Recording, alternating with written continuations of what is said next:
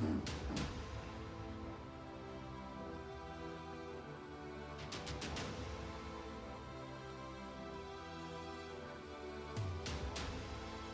is payday here on our fourth and final day on Beaver Lake for our fifth stop. So I'm getting tongue-tied of our 2017 FLW Tour.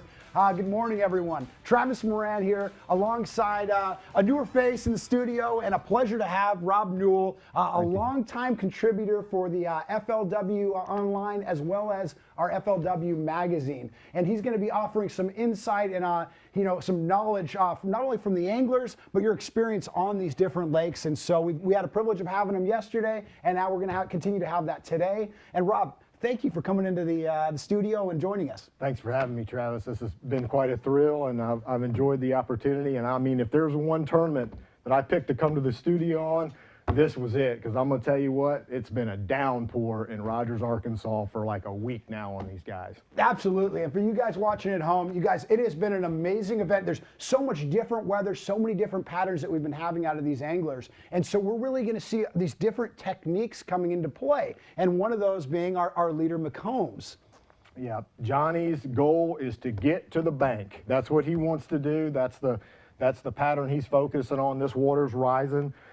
Jason Reyes is playing the old shoreline game. Johnny McCombs is fishing that rising tide. We have 8, 9, 10 foot of new water flooding places. He's trying to get to the bank. Yeah, absolutely. And let's take a look at the lake here. Now, why don't you break it down? You know, we've got the clear water end, we've got the dirtier water, and that's really become a play. We're hearing that repeated between all the anglers. Will you take us through a little bit of that? Yeah, you can start down there at the dam. You got clear water down there. It's like an aquarium. Still is. Even after all this rain, beaver's still real clear down there.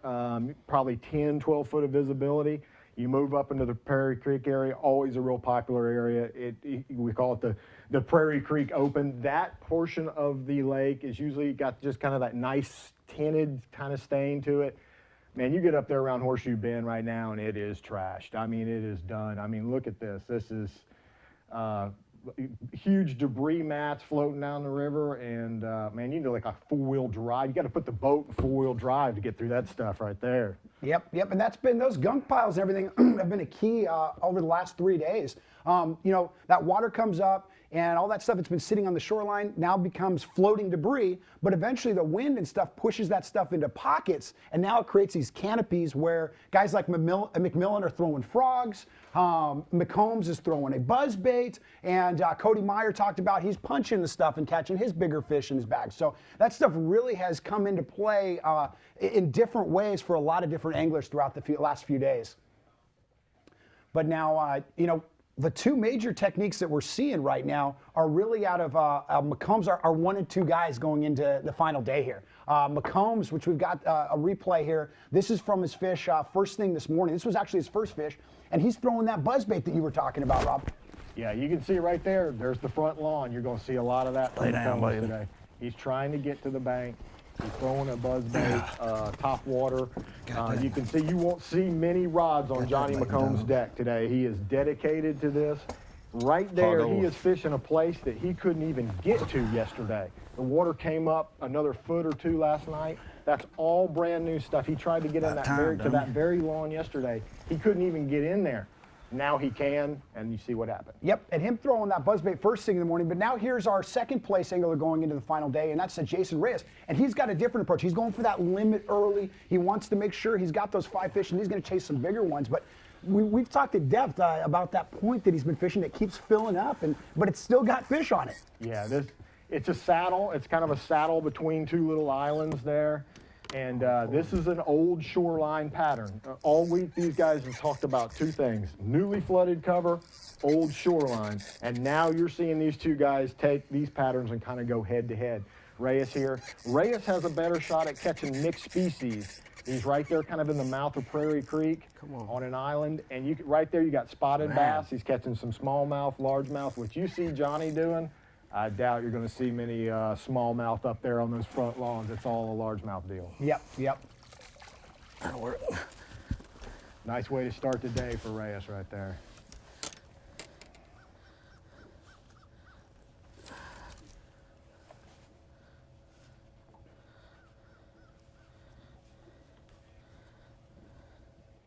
And that was one of the two fish that Reyes unofficially has in his live well today. That was about a 2.5-pound smallie. So you talk about that mix. He's got a spotted bass first thing in the morning, and now that smallie. And so that definitely playing a key into Reyes' patterns there. So, and talking about the different anglers, let's take a look at our top 10 anglers for today, for the fourth and final day. Obviously, McCombs fishing that shallow water, throwing the buzzbait. He's already got 2. That was going to be a big factor today. Is the buzzbait bite going to hold up? Because he caught a huge bag yesterday, and is that going to hold up today? And so far, it looks like they're chewing. Yeah, yesterday he caught the biggest bag of the tournament on day 3. That's kind of rare to have that happen. You know, that conditional window open. We had all that dark rain yesterday. Got on that buzzbait, and you know, Reyes. I don't know.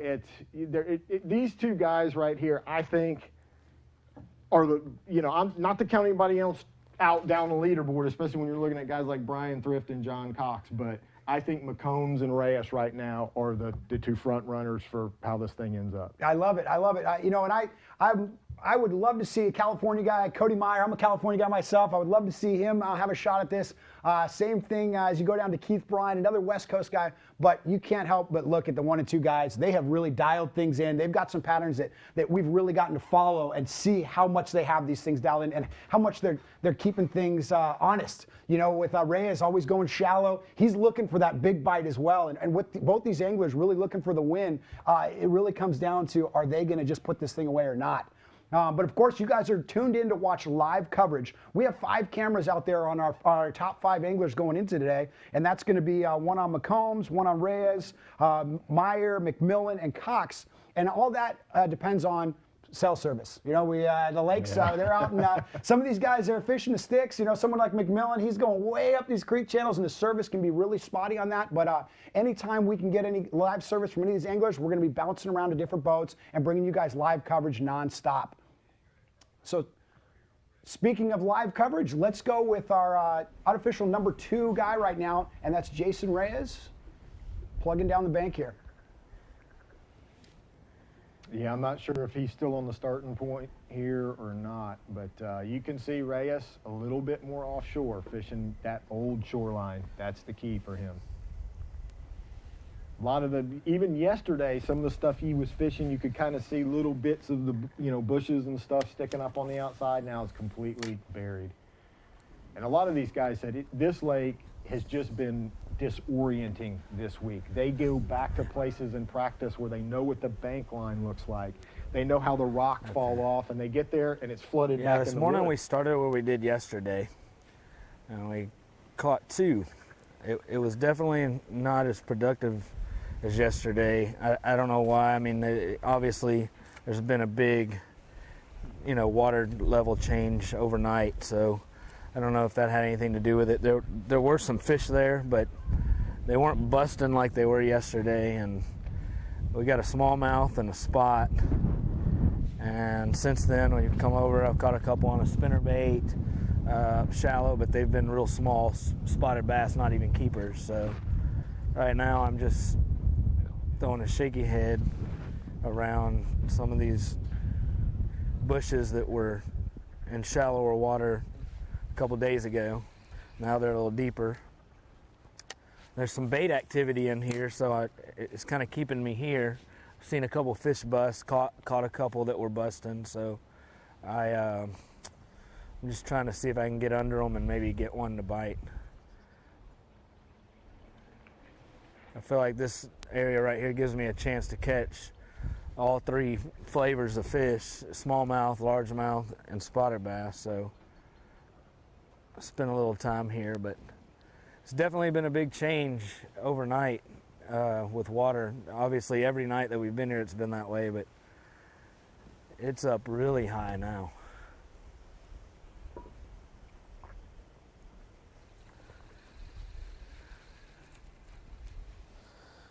Keep seeing fish bust there. For those that have been to Beaver Lake before, just to give you some idea of how high we're talking, the 12 bridge, which a lot of anglers are familiar with, that water has gotten to the point where it's very difficult to get a boat under that bridge. Some anglers have been able to slip under that bridge this morning. But some of the follow boats couldn't because their seat pedestals and whatnot, they couldn't take them down. And so also that got getting under that bridge is a little sketchy right just now. started to pick up last few minutes. I'm wondering if maybe that'll push them on that spot we started on. We might run back over there and try it in a little bit, let some wind get on it.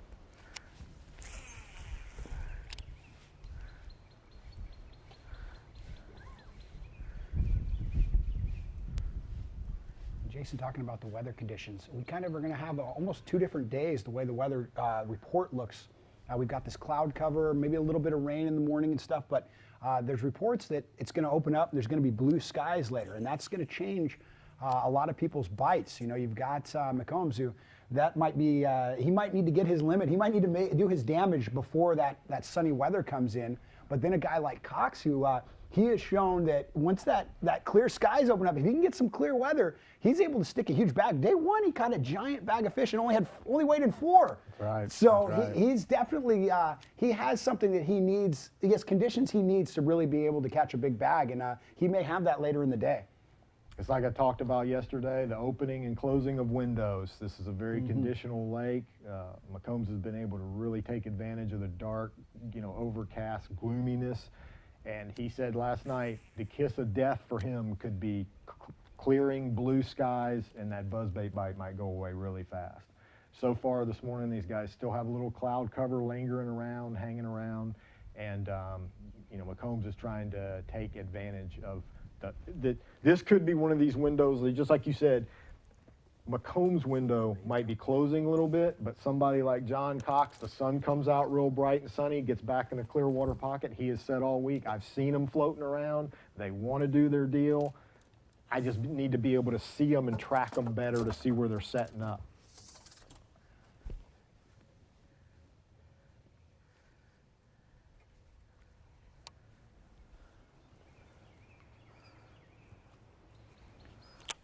Reyes going to the rod locker. Looks like he's flipping some big worm right now. I don't think we saw him throw something like that yesterday.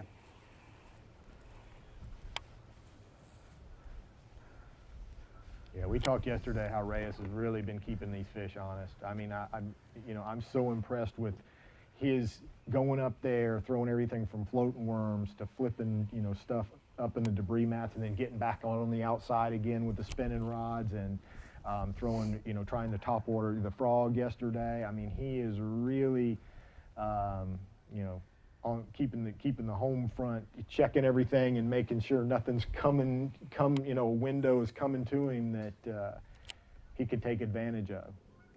It could just happen so fast here. You tap into one, you get one frog bite, and it turns into 2 or 3, a flurry that is the difference in a day. Yep.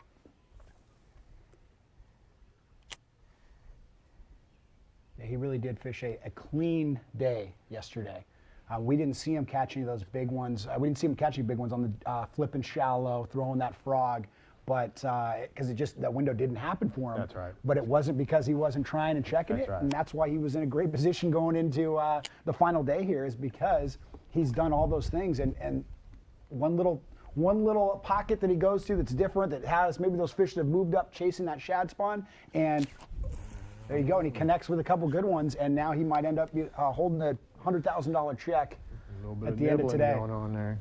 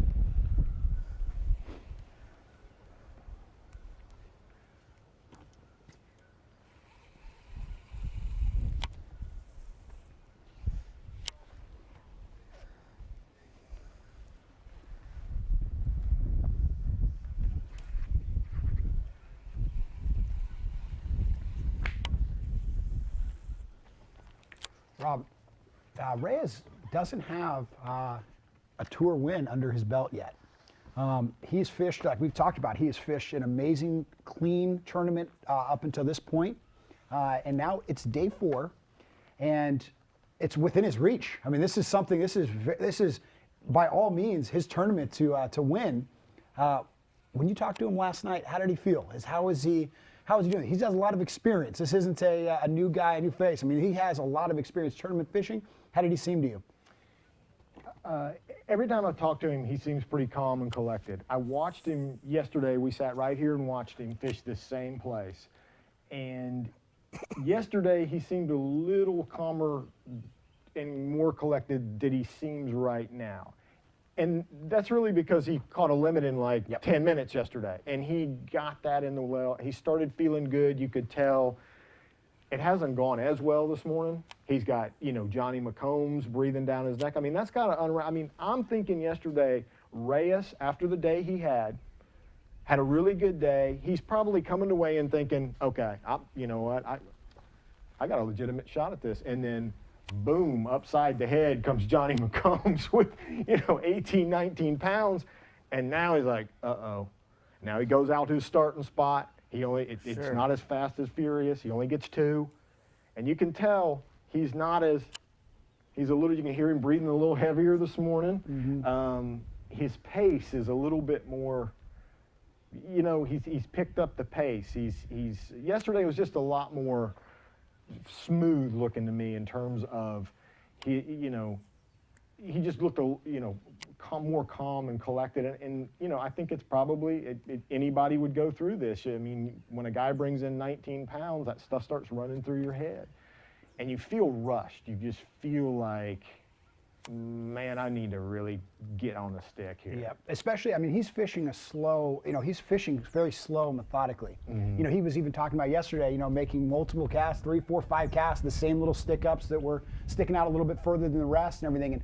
And when you have in the back of your mind, you're wondering, is McCombs just slaughtering him right now? Right. And that's exactly right. And you're still trying to tell yourself to go slow, but you're wondering if he's just on his way to a 20-pound limit. That it will naturally speed you up, and so you've got to make sure you really slow yourself down and concentrate on your game and doing the best you can. And if it's McCombs' day, I think it's just going to be McCombs' day, and you've got to make sure that if he falters at all, if he doesn't fill out his limit, you're right there ready to jump ahead. Yeah, that little saddle place, it's a little feeding area that he started on this morning, same place he started yesterday. He told me that place was basically at the water level in practice. It's almost like a bare shoal, and it got covered up and with 8 or 9 foot of new water. And he said there's he didn't really say it was a shad spawn going on that saddle, but he just said there was a lot of bait pinned up in there. And, obviously all 3 species, he has a shot at any species. And, let's face it, he's near a release area that's, these fish get released, come back out of the creek, and they're looking for something to eat, and they pin them up against a new, freshly flooded saddle like that. They can kind of hem them up in there. And I think all 3 of those species work together to eat some, let's all work together and pin these shad up in here. And when he was fishing so he's not fishing that area right now, but he talked about going back there in a little bit. He started there this morning, and yesterday the big difference was when he went there, he fished that saddle and just plowed them. I mean, he really got into them. They were stacked up on there, and that's before we even went live. He already had a limit, I think, cold a couple times. So where today he went in, the water came up another foot or 2 overnight, and he talked about these fish weren't right on the saddle. They weren't in a specific spot. They were a little bit more scattered. Right. But just a few minutes ago when he was talking, he was mentioning going back there because he thinks that wind picking up, maybe that's going to push those fish back in that saddle, maybe push that bait across there, and it might concentrate him a little better and make it easier for him to get right back in them. And he caught him so well there yesterday. You've got to, he's obviously going to check it a couple times and make things easy on himself.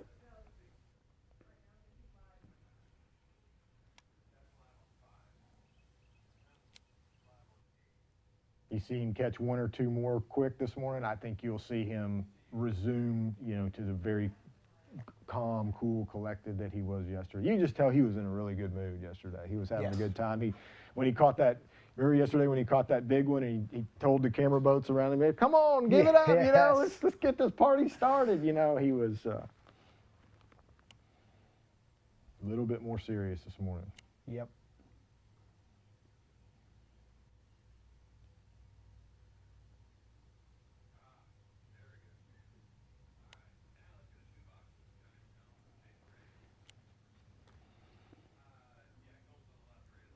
Now, as you guys watch the ticker coming across the bottom, that's our unofficial leaderboard.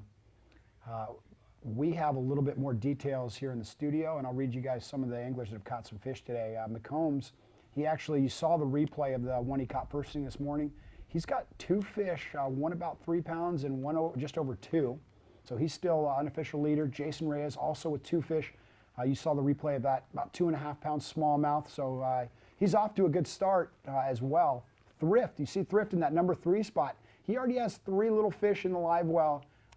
He's in that Prairie Creek area right around the marina. A lot of these anglers, I think there's about 5 anglers that stayed real close to the marina. So half the field fishing that marina, the launch ramp area, looking for those fish from past tournaments. Basically, those recycled fish is what we call. A lot of guys like doing that on day 3, day 4. We'll probably talk a little bit more about that later. Some other anglers that have 1 fish are John Cox has already got 1 in the boat. Cody Myers got 1. Keith Bryan, 2 fish already, so he's got about a 2-pounder and a 1-pounder. And then Dean Alexander also with a 2-pounder already, which is, you know, Dean really struggled yesterday. He caught, I think his limit was 5 pounds for 5 fish. Yeah, really small. So he's already, almost halfway there with his first fish. So that's got to be feeling good, you know. He's that deal out. We'll try it for a minute. started the day at the bottom, so now he's got a little bit less pressure on him, and we'll maybe see some big things from him. But this is a cool split screen, Rob. We got the 1 and 2 anglers. Yep. This is what we you talked about. Head to head right here. Yep. Decisions, each guy's decisions, adjustments, maneuvers. This is what you come for right here. Yeah, you want to watch some fun fishing, man. Watching McCombs work this buzzbait in and out of all these little Sorry, corners. guys, it's boring. I'm gonna go back where I started real quick to see if the wind helped it out.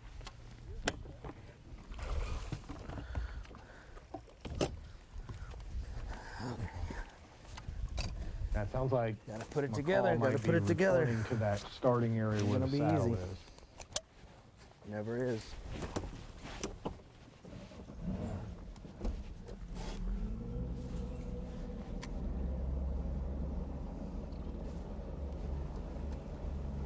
Just need to hit a little flurry, man. If we can hit a flurry, we'll be all right. Get some momentum built up. That's what he wants. He's a momentum player. That's There's, right. There you go. in basketball, they always talk, you miss a couple shots, you go inside, get some easy buckets, and that's what Reyes is looking for, because right. he knows it too. He fishes looser. When he's got 5 in that live well, then he starts looking for those bigger fish, and he knows how to catch them, but you want to have a little more confidence in that live well when you're doing that. I think there's probably more better decisions that come in fishing with 5 in the live well than none. Mm-hmm. And once again, credit to Reyes, how he's fishing this tournament. He knows what he needs. You know, he knows 5 little ones are probably not going to win him this event here.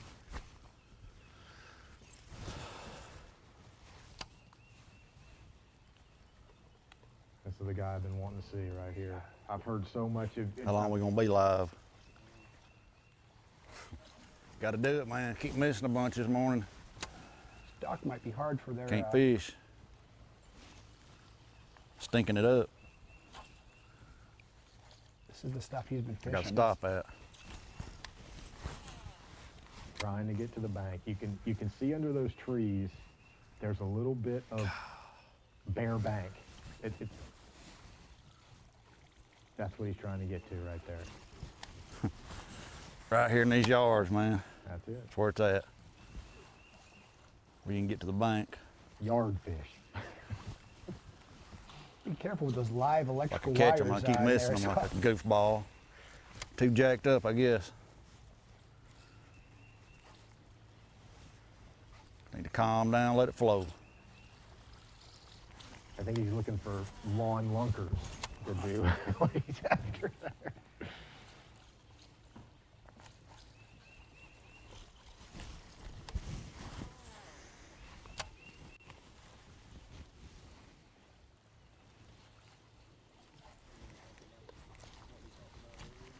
Nah, not yet. I gotta catch some first. Let me get on the map real good.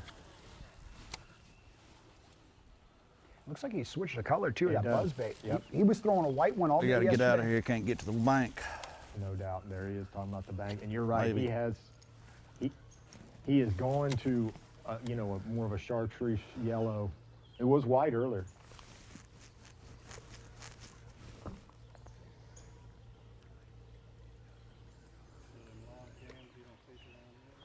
No, I gotta have some water behind it. Like back here. Don't know how I'm gonna get in there if I catch one.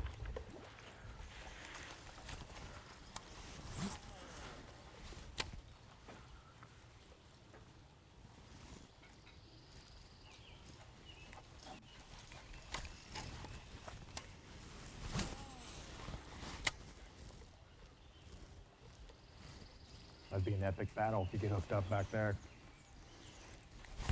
Ain't a fish in the lake. Let's get out of here. You can see how focused he was on trying to get the shallow Hate water. to do it He to you is- while we live, but we gotta go. She ready to go, baby. She ready to go. Look at all those rods on his deck. You look at Reyes, right? All the options that Reyes did, and there's what, 3 rods on McComb's deck right there.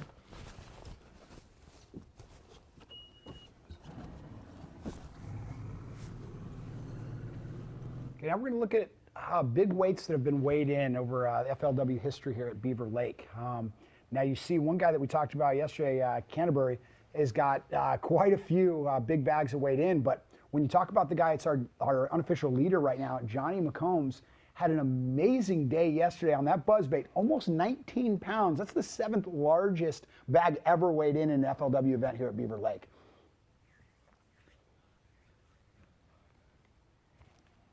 And with that buzzbait, with the buzzbait working so well yesterday, you had to wonder, was it going to hold up today? That was going to be the big thing. We were going to find out real quick. And with him having 2 nice fish already in the live well, it looks like things are. But right now, like we talked about earlier, it seems to be a race against time here to actually to be able to catch that limit, fill out the nice limit before that sun comes in and potentially puts the kibosh on his bite. It's interesting to look at the years of those big stringers. FLW has been coming out to Beaver Lake since 1997, maybe 1998, somewhere in that time frame. And those early years, I mean, you caught like 9 or 10, 11 pounds. You were the hero of the day, and it just shows Beaver Lake has, you know, really become a better fishery, especially in terms of largemouth and smallmouth. Used to be a time you came up here and just prayed to get 5 spotted bass. And you look at some of the dates there, starting to look like, you know, in 11 and 13, you know, those are the more recent years that we've been here really shows, you know, how much more healthy. If you go look at winning weights back from, you know, early days, I'm talking about 01, 02, I mean, you know, it was 11, 12 pound a day kind of thing. So that's a kind of a testament to, you know, the better quality fish that we have in this lake today.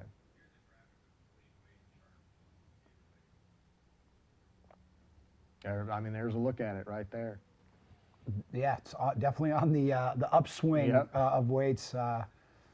2007 looked like it was a interesting year, but for the most part, everything, the limits have just been getting bigger and bigger. Pretty interesting. Yeah. Yep, that's the NASDAQ for Beaver Lake right there. But that's a pretty cool graphic, because that is, I remember those years right there in 04, you know, to 07. It was, man, you prayed to get 5. You know, these guys came out here where they bring in 5 spotted bass that weigh, you know, 9 or 10 pounds, and like, did you do good today? Oh yeah, I did good. Now 9 and 10 pounds is just your par kind of thing. So.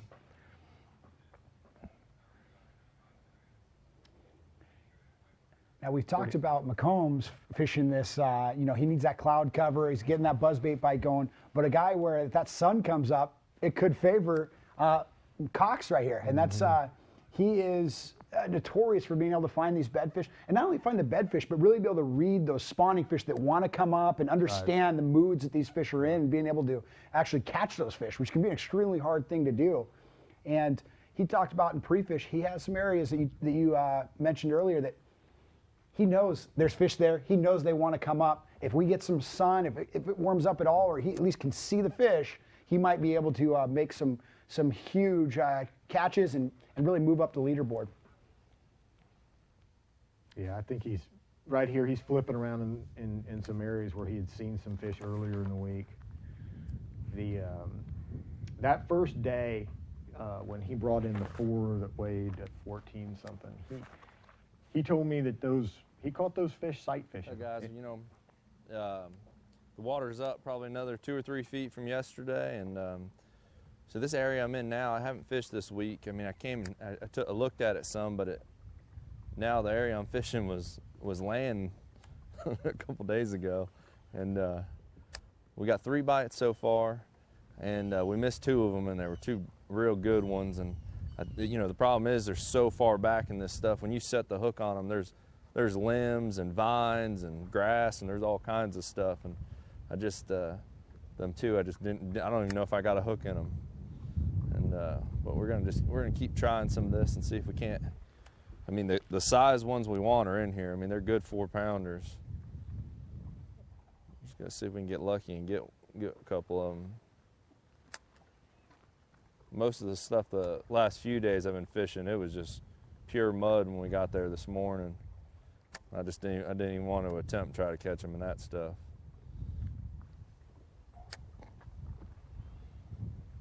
But the fish right now, they're wanting to spawn so bad, but this water keeps coming up on them. So I mean, there's a few, and what they're doing is they're just kind of easing up to some of these trees and kind of staging up, getting ready to go down. They're just gonna, I mean, as soon as this weather, or as soon as the water stabilizes, they're gonna go ahead and start parking it everywhere.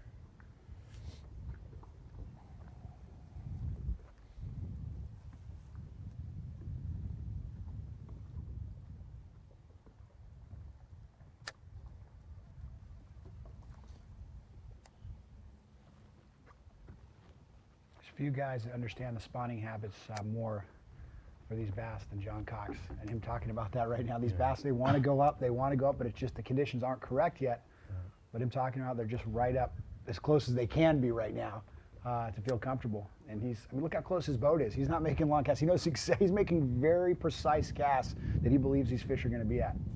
Yeah, getting back to his first day when he sight fished those 4 good ones, he told me that it wasn't even like he in traditional bed fishing, where you see a bed and you're like, okay, well, there's a bed. And the hardest part this week is trying to stay focused in between the bites, because, well, you'll go a long time with nothing, and then all of a sudden they'll catch you off guard.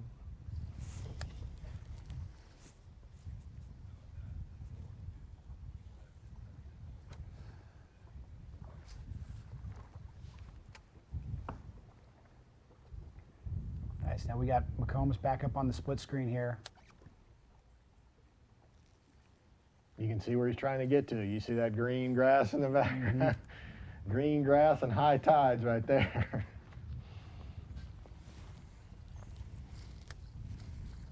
He wants to get to the lawn.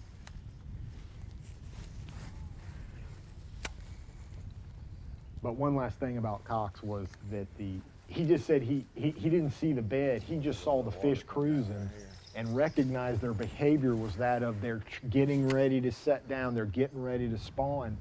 And he just, you know, he kind of stalked the fish, just waiting for him. And one of them took an hour and a half for it to finally, you know, he followed it up and down the bank and waited on it, and it finally started to kind of get in one little place and kind of, you know, guard one little specific area. And that's how he caught those 4. They were, you know, he figured out that there was 2 pairs, and he finally figured out kind of where they were trying to set up. The male was trying to make the bed, and so he, you know, he said both of them were paired up. It was, you know, 4 fish, and all of them good quality. But I think he told me that first day he spent an hour and a half on one of them and maybe 45 minutes on the other. McCombs is getting into the danger zone here. Boy, this is the right stuff right here.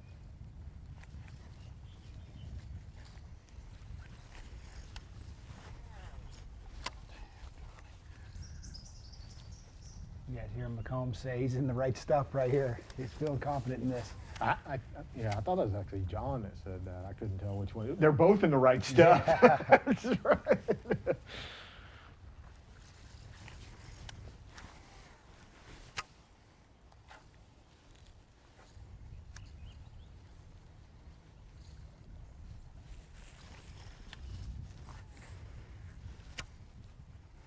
For those of you who've never heard of Johnny McCombs before, this is not a new game for him. He's a guy that's been around for a long time, had a FLW Tour on the Pascagoula 1 at one point, and had to fish in his live well to win the tournament, hands down, and was late for check-in and got disqualified. And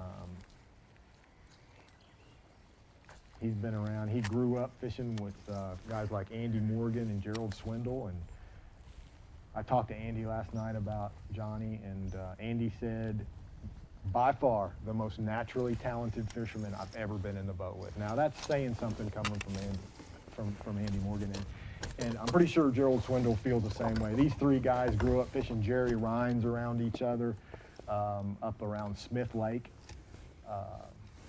and just both of those. Oh boy, gotta get out. Both of those guys, Andy Morgan Good and digging Gerald holes. Swindle, will tell you this guy's nothing but a natural talent. I mean, it's amazing. Good at digging holes. All right, as Johnny makes another move, looking for some more shallow water to fish, we're going to take our first break, and we'll come back and see how these anglers put together the second part of our live feed after a quick break.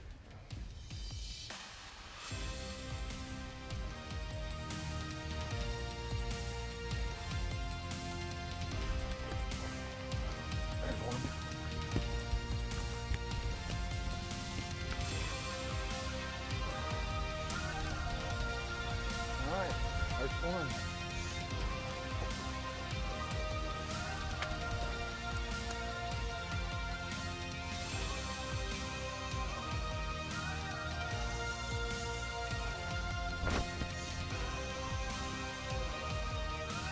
Lay down, baby. Yeah. Got that, baby dog. Hogola.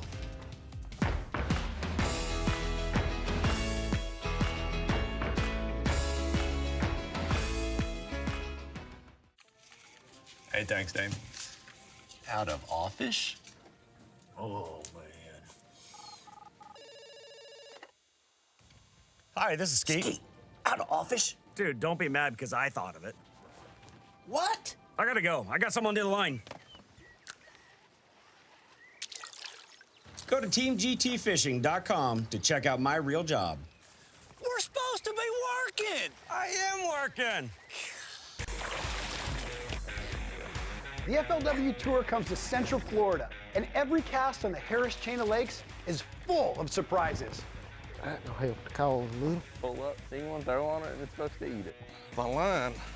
The bass are biting for the top pros, and the defending Forest Woods Cup champion John Cox is looking to snatch the top prize. 25 pounds and 11 ounces. The FLW Tour on Harris Chain, presented by Ranger Boats, starts now. That's what we're looking for right there.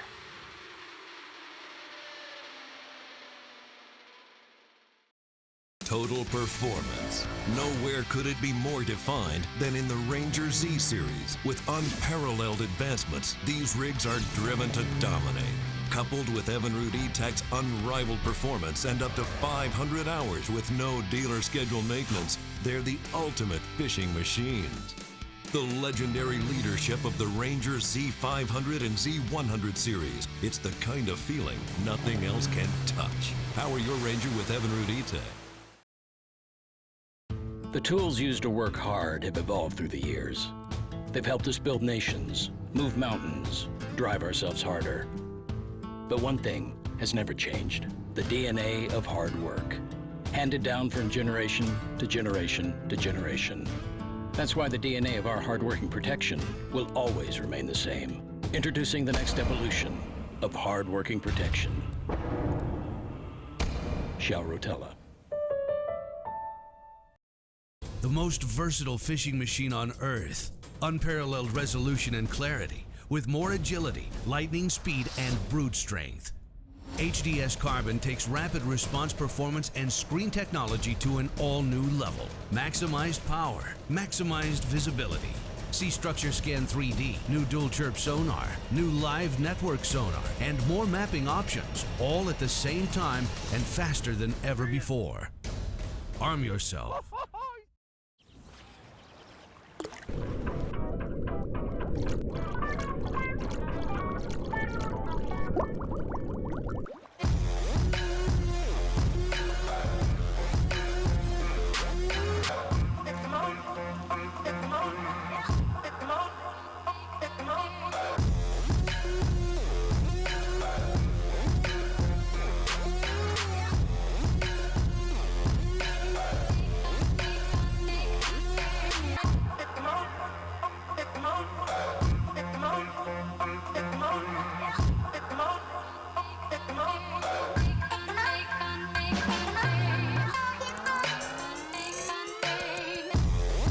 There are easier ways to become a better angler.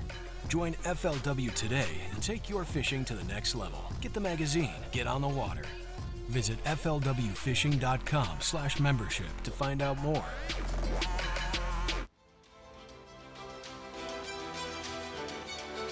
We are back with our live coverage at Beaver Lake on our fourth and final day. Right now we got the split screen back up of Johnny McCombs, our unofficial leader, fishing shallow, throwing that buzzbait.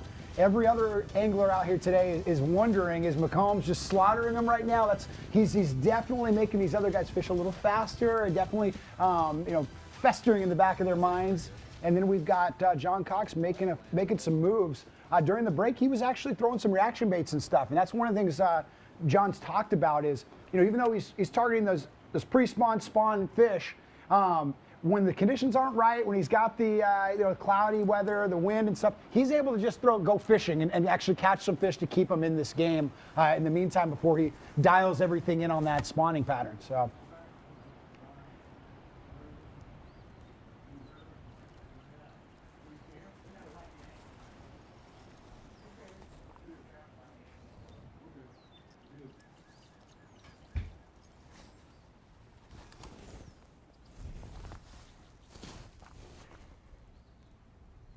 And we've heard every angler that we've covered live so far talk about water clarity. It's been so important, that water clarity, and it's changing every single day with all this water coming in. That dingier water is slowly making its way throughout the lake, and that's what Cox said. His first spot he pulled up to today was all muddy and nasty, and he went to some new places to find a little bit clear, kind of stained water. And McCombs, he hasn't mentioned that this morning yet, but he definitely switching colors on his buzzbait, he's showing that he's making those adjustments, because he was all white buzzbait all day yesterday, first thing this morning, but now he's got that chartreuse buzzbait on and making obviously an adjustment with the water clarity. Yeah, it makes me think that he got in a little more stained water and went with a little bit brighter bait. And you can see as these guys move around, where John just was far muddier than that. These guys idle 50 yards and it goes from, plowable mud to more of a green. Even as they go back in these coves and stuff. But now John looks like he's kind of sniffing out this front yard, looking for the lawn lunkers, looking for this yard pattern.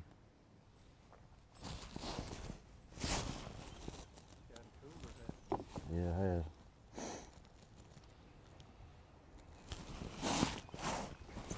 I talked to the modern day Mr. Beaver Lake, Matt Airy, about this lawn pattern going on, because this is what he did.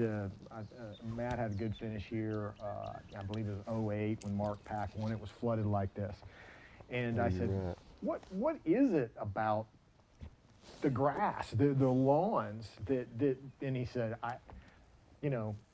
we're not fisheries biologists or anything. We can only take guesses as fishermen, but he said he thinks some of it is that there's lots of little minnows and stuff that get up in that, that little bladed grass. And one thing he brought up very interesting was, he said, shad are they're open water pelagic kind of fish. They want to be out in the open, right?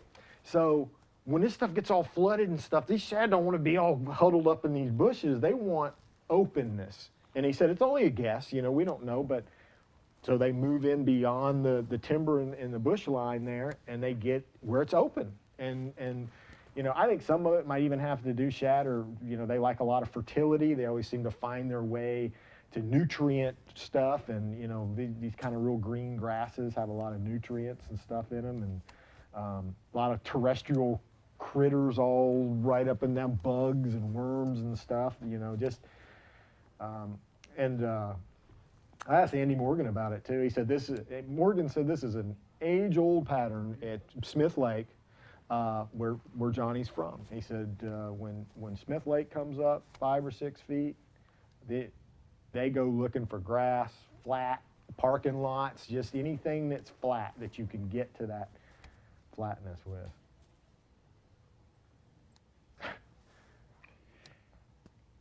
And he's got one ear up there, Just got one ear out there for McCombs.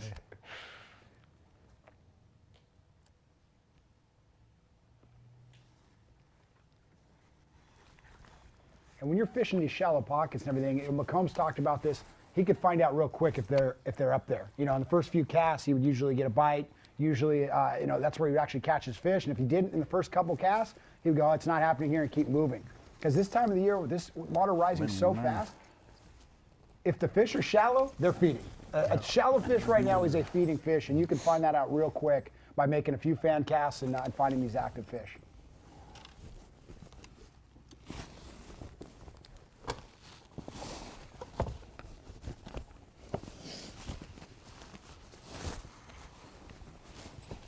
I asked Morgan about why these fish get up there, and he said, I have no idea, I just know they do.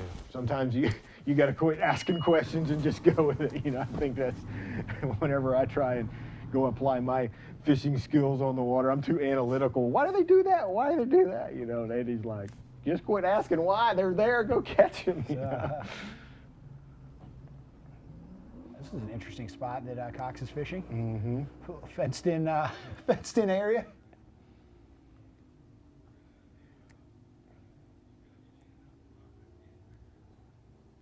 Yeah, sure. Yep. Okay.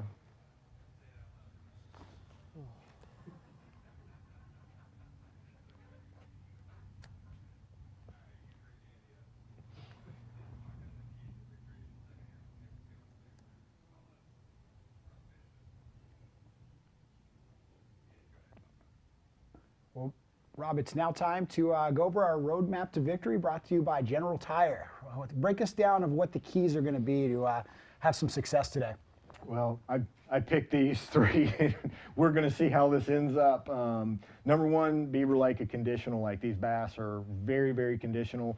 As I talked a little bit earlier about the windows that open and close. With changing conditions and cloudy skies and dark rain and then bright sun, these fish are always on the change. Guys that adapt to that and make those moves to keep up with, keep checking those windows, to have a little flurry here and a little flurry there when those windows open.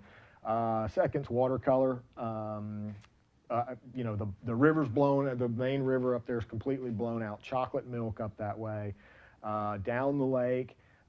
Not that the clear water is bad, but historically Beaver Lake's lower end is always fished better on the clear end when the water's been real low, and you can see a lot of the rock and stuff. You can see what to fish out there. So Cody has proved in the first 2 days you can catch some fish out of the clear water, but I think the watercolor, that perfect mix, that perfect stain, that kind of being out in front of the big push of mud that's coming, and that's always kind of in that Prairie Creek area where we see a lot of our fishermen, gathering up right now. And finally, the mixed bag. I kind of went out on a limb like this for this one. I know the last few years have been predominantly a largemouth You know, but the mixed bag being not so much spotted bass, but a combination of smallmouth and largemouth.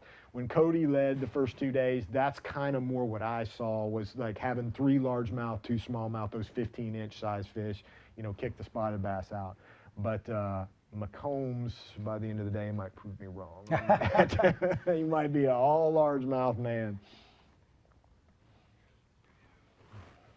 Absolutely. Now, all our anglers that we have live coverage on are making moves, and that's kind of been a little bit of the theme this morning is, you know, Cox, McCombs, Reyes, really bouncing around, you know, basically we talked about just checking. You know, Reyes, he's been very good the last couple days at, you know, catches a fish here and there, but also checking, hey, is the bite move shallower? Are they on a topwater bait? Are those bigger fish ready to be caught yet? And so all these anglers moving around, trying to make their adjustments for the final day. But some other anglers we haven't really talked about yet that are in our top 5 are, that started the morning in our top 5 is anglers like Cody Meyer. He's making some adjustments. The first 2 days he was on a kind of a golden nugget spot where he was able to get quite a few fish off of. Yesterday had a really tough day. I talked to him last night and he goes, man, it was just really, it changed on me. It was really challenging catching fish. But the beautiful thing about starting day 3 in the lead, if you have a tough day, he only fell down to 3rd place to start day 4, still in a great position. If he reconnects with these fish, he said he's going to go out there with an open mind and just figure out what's going on. And he's going to go, he said he's swinging for the fences. He doesn't care if he doesn't catch a single fish. He's really going to feel comfortable, you know, going for those big fish and trying to actually make a shot at the lead. Same thing with Brandon McMillan. He knows, he said he has some spots where he can go catch some smaller spotted bass. He said, I don't care about that. I'm going shallow. All my bigger fish the last 3 days have come flipping shallow. So he is just going to flip the entire day shallow. And he has not unleashed an entire day on his good water yet. And so today he was like, Travis, I'm sticking in that good water. I know there's big fish there. It's just a matter if I can connect with 5 and I'll put myself in a good place. Everybody off to a much slower start this morning compared to yesterday. I mean, you know, as soon as those guys hit the water yesterday, it was on. You know, Reyes real quick, McCombs real quick. A little bit more of a struggle going on right now with these guys. 2 fish apiece for the 2 leaders there, and I think here coming up in the next, I don't know, 30 minutes to an hour, you're going to see guys start making some moves boat-wise. You know, guys like John Cox going to start making, you know, a move down to the clear water. I think everybody, you know, gravitated and hung tight right there in Prairie Creek this morning. It's the best place to get quick limits, get off to a fast start. Some of that has not materialized. Now these guys are going to start venturing out farther away from the kind of the, you know, the Prairie Creek open area over there. And now we've got some more live action of McCombs. You know, he's been moving around so much. He just fishes. He knows exactly what he's looking for, which makes him very dangerous. Yes. The reason he's moving so much is because he pulls in, makes the cast he wants in that area, and then goes to the next spot that he wants. He's not wasting any time. And you had talked about this earlier, Rob. It's all about green grass. He's looking for those lawns. He's trying to get this bait up as shallow as he possibly can, and that's where his bigger fish have come. Looks like he's going to a spinner bait here. Put the buzz bait down. And he did talk about that he missed a couple. He's had a couple strikes on that buzz bait today. We actually saw one earlier this morning before we went live. So he's missed a few. So he might be thinking these fish aren't fully committing to the surface bite, and now he's throwing that blade and giving them a little different option.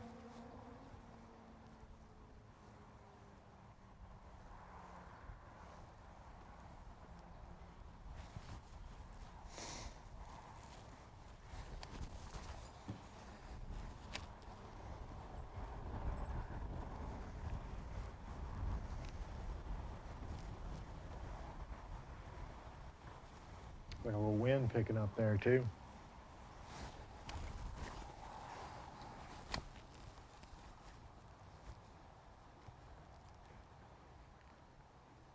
And that wind, that may end up being a factor because that wind is most likely what's going to move these clouds out and make way to some blue skies and stuff. And so that could be a huge shift, and that may be a key factor in the outcome today.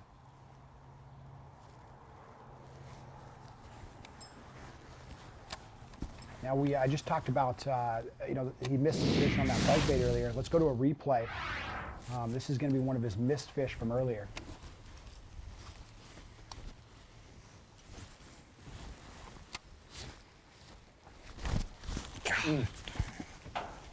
And look how shallow he was right there. God, amazing.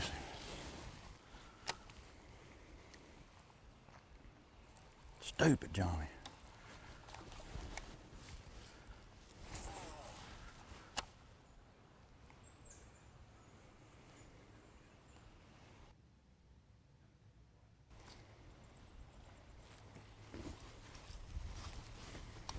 We're going to see this one more time. Yeah.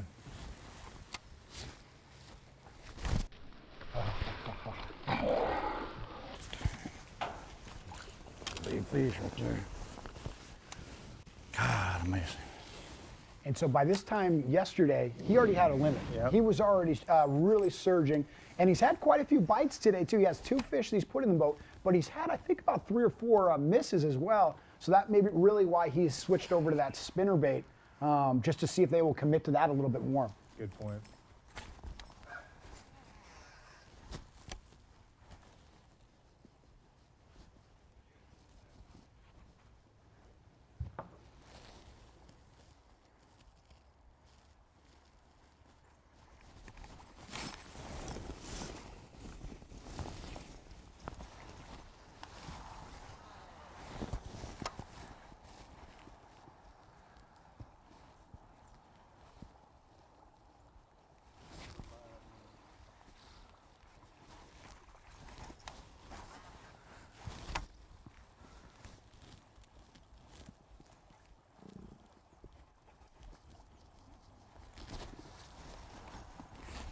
Live action, huh?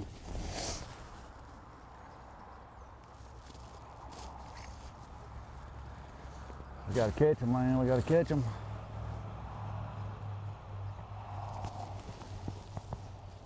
Got all day, baby.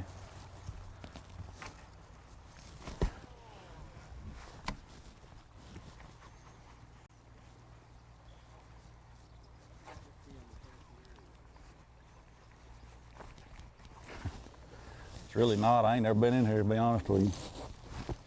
Just looks right.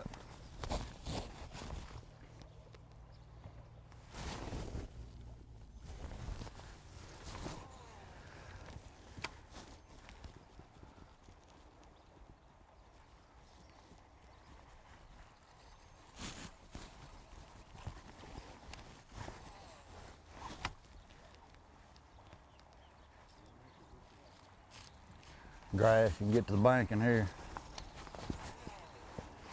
I gotta concentrate, catch one.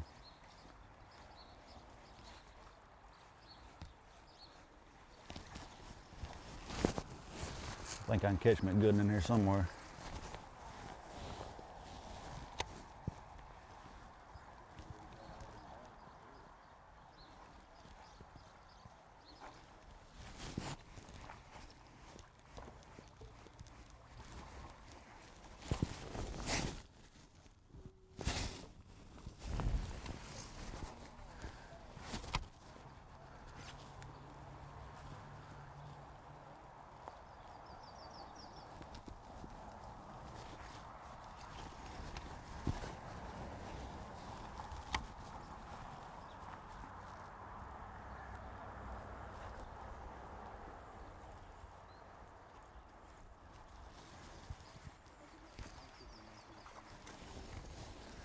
I think this water is full of oxygen. You know, it's coming in, it's pumping in this lake. They like to get in it.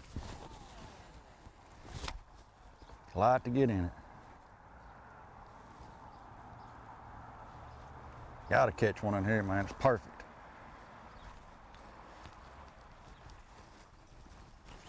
Perfect.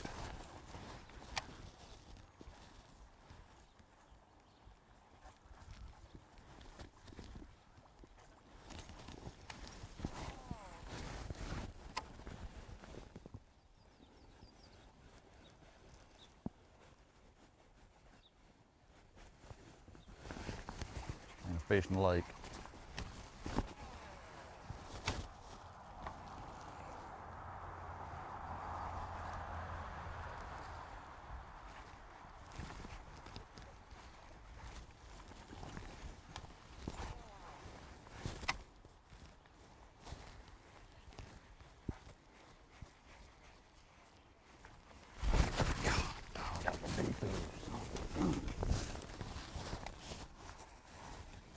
Best it can get it, man. 4 or 5 pounder. Don't understand that, man.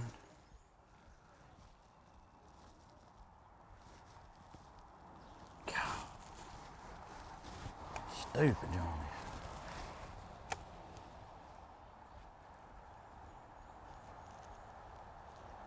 He ain't gonna bite it again either. Quit that crap, man.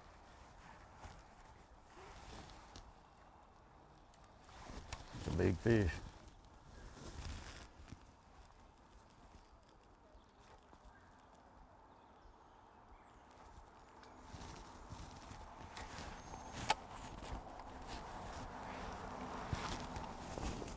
That was a big one.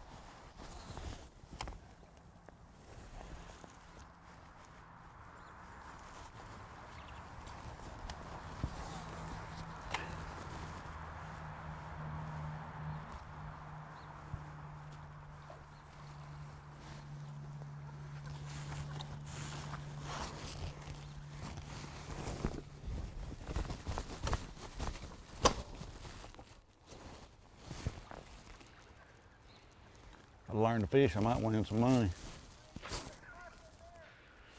Keep missing them. Yeah.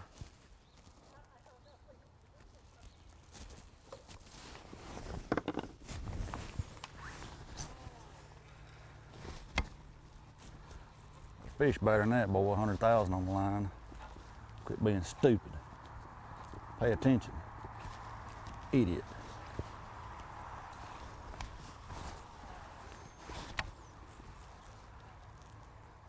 Stupid idiot.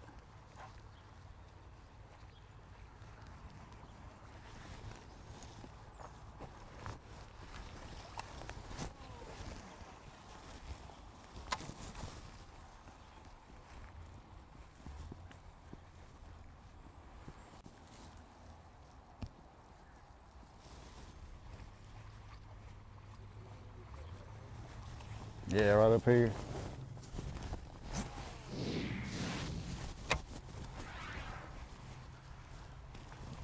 Catch another one. That hurts.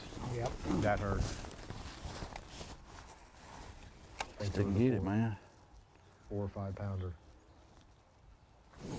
4 or 5 pounder. Pay attention. Quit being stupid.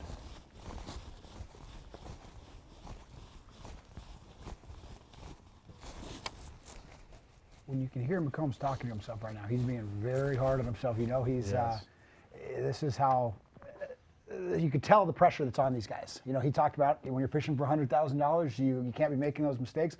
I don't see what mistakes he's making, but obviously he's not me holding either. himself to a high standard. But you can tell, obviously, by his frustration, he's missing more fish than yesterday. I believe so. Yesterday, those fish were turning into fish in the boat. Today, he's getting to see them. He sees that they're the right fish, they're the ones he wants, but they're just not committing fully. Yep, totally agree.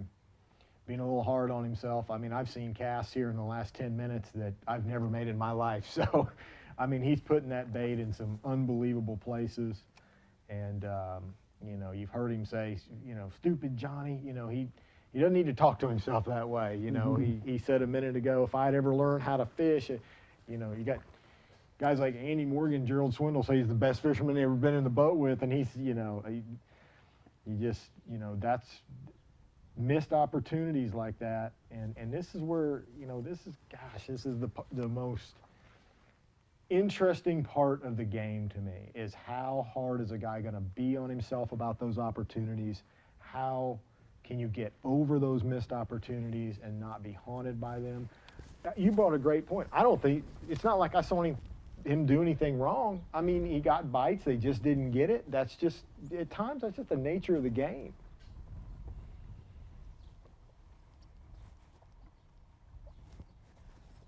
It's not like he broke one off, you know, Yep. or, you know.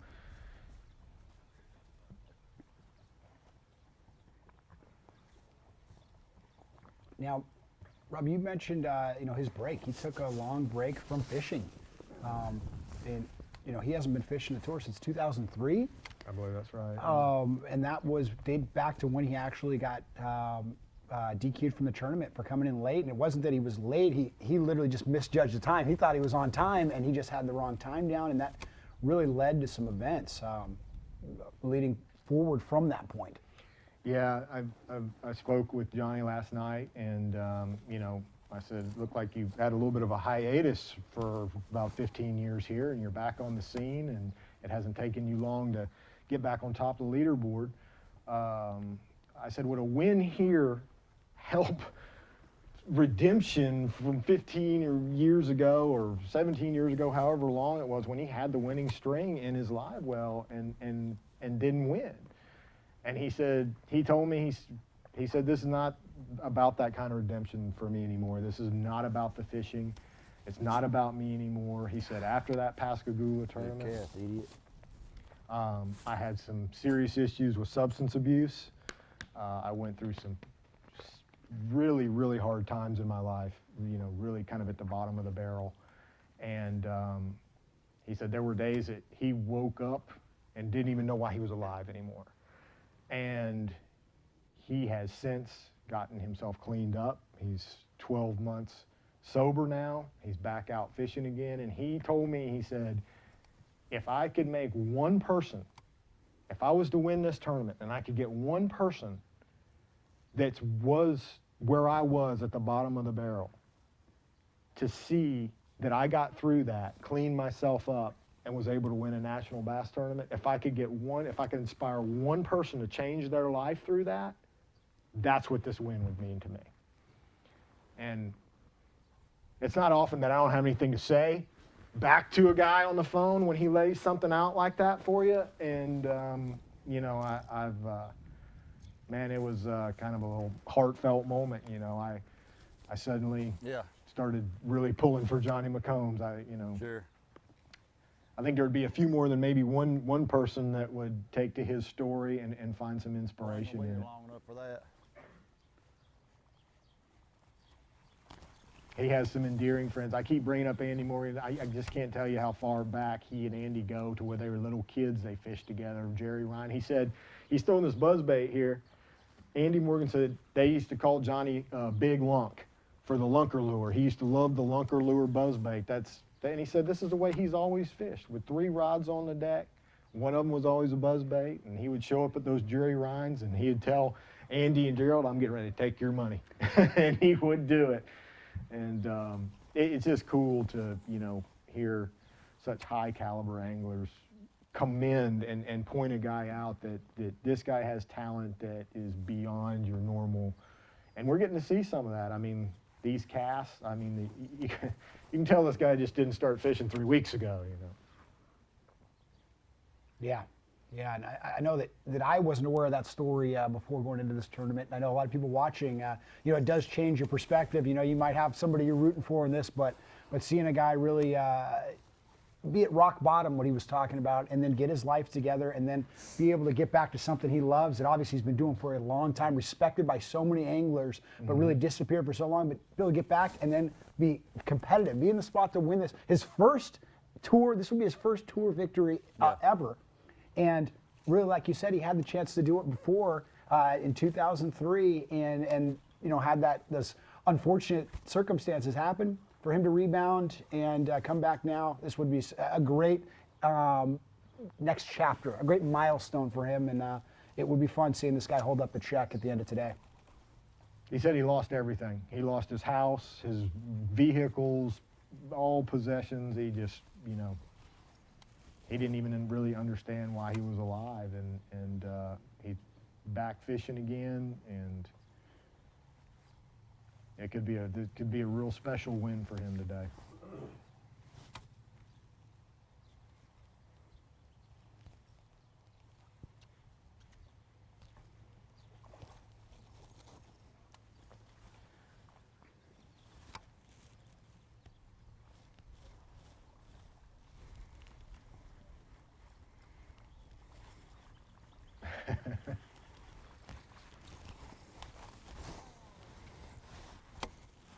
Old Big Lunk.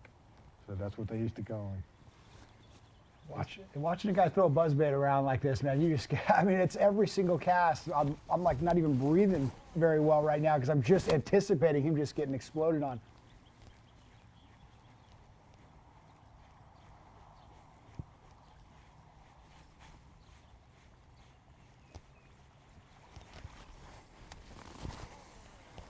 You can see, I mean, how much that water's come up. Nobody was ready for this water to rise that fast. All these docks are, you know, you can see they're going to nowhere.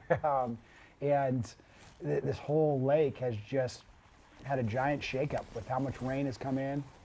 And this is a lot higher water than they've seen in a lot of years.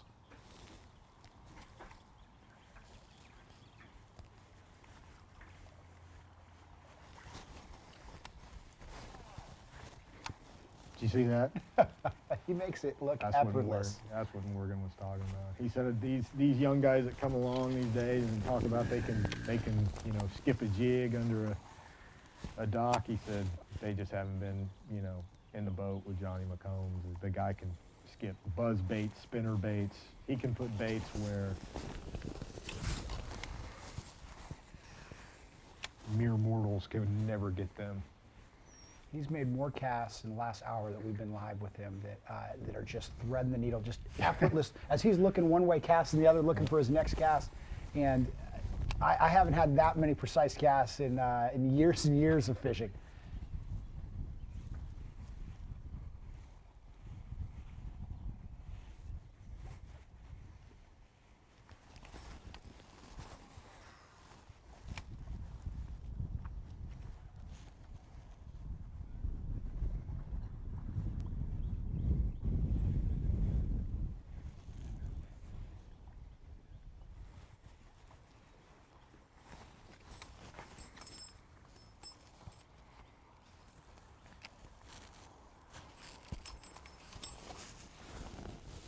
I guess the move.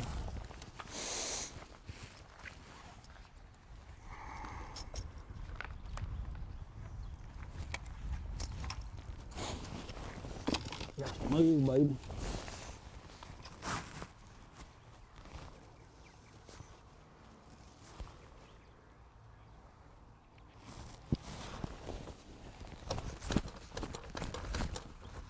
The heck?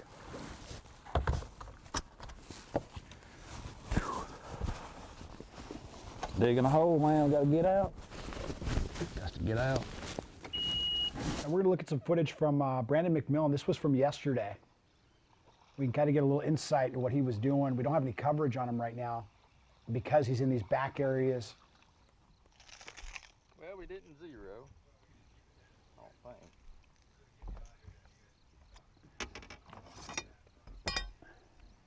Now, if you just saw he's throwing that walking bait, I actually talked to him about this last night. This was one of his good stretches. He went all the way down, didn't get a single bite, flipping and everything, turned around, and all of a sudden his school started chasing bait. Picked up that walking bait, and he said he caught 4 fish just back to back to back to back. And that was really, and this is the area he's going to be spending a lot of time in today, is because he knows there's so many fish. Small problem there. That there's just small little opportunities that he's just got to be ready to take advantage of. The day before that, he caught some frogfish in the backs of these little junk piles and things, and so he's really just adapting to the different conditions and the opportunities that come up in this creek. But the biggest thing is there's a lot of fish there, all 3 species, and so it's just about connecting with them. Yeah, I believe he's way, way in the back of like one of the Clifties, or I don't know exactly which one, but he's, I don't even recognize where he is because I've never even been that far back in the Clifties. But yeah, I think you have a situation here where that new water's running in. I can't tell if the shad He's all the way in the back. And these little spotted guys are back here, or round them. So you see what that one just spit up right there. Yep, spitting up the shad there, because he had talked about this last night. And actually, what he was going to do this morning, see how he's casting a little off the bank too? He was actually, first thing this morning, he talked about throwing this bait straight down the gut. Instead of going the path where he normally flips, we didn't zero. he was going to go right down the middle throwing this walking bait and seeing if he can't get some quick fish that are feeding on this bait, that have the bait schooled up, and kind of those easier fish to catch sometimes.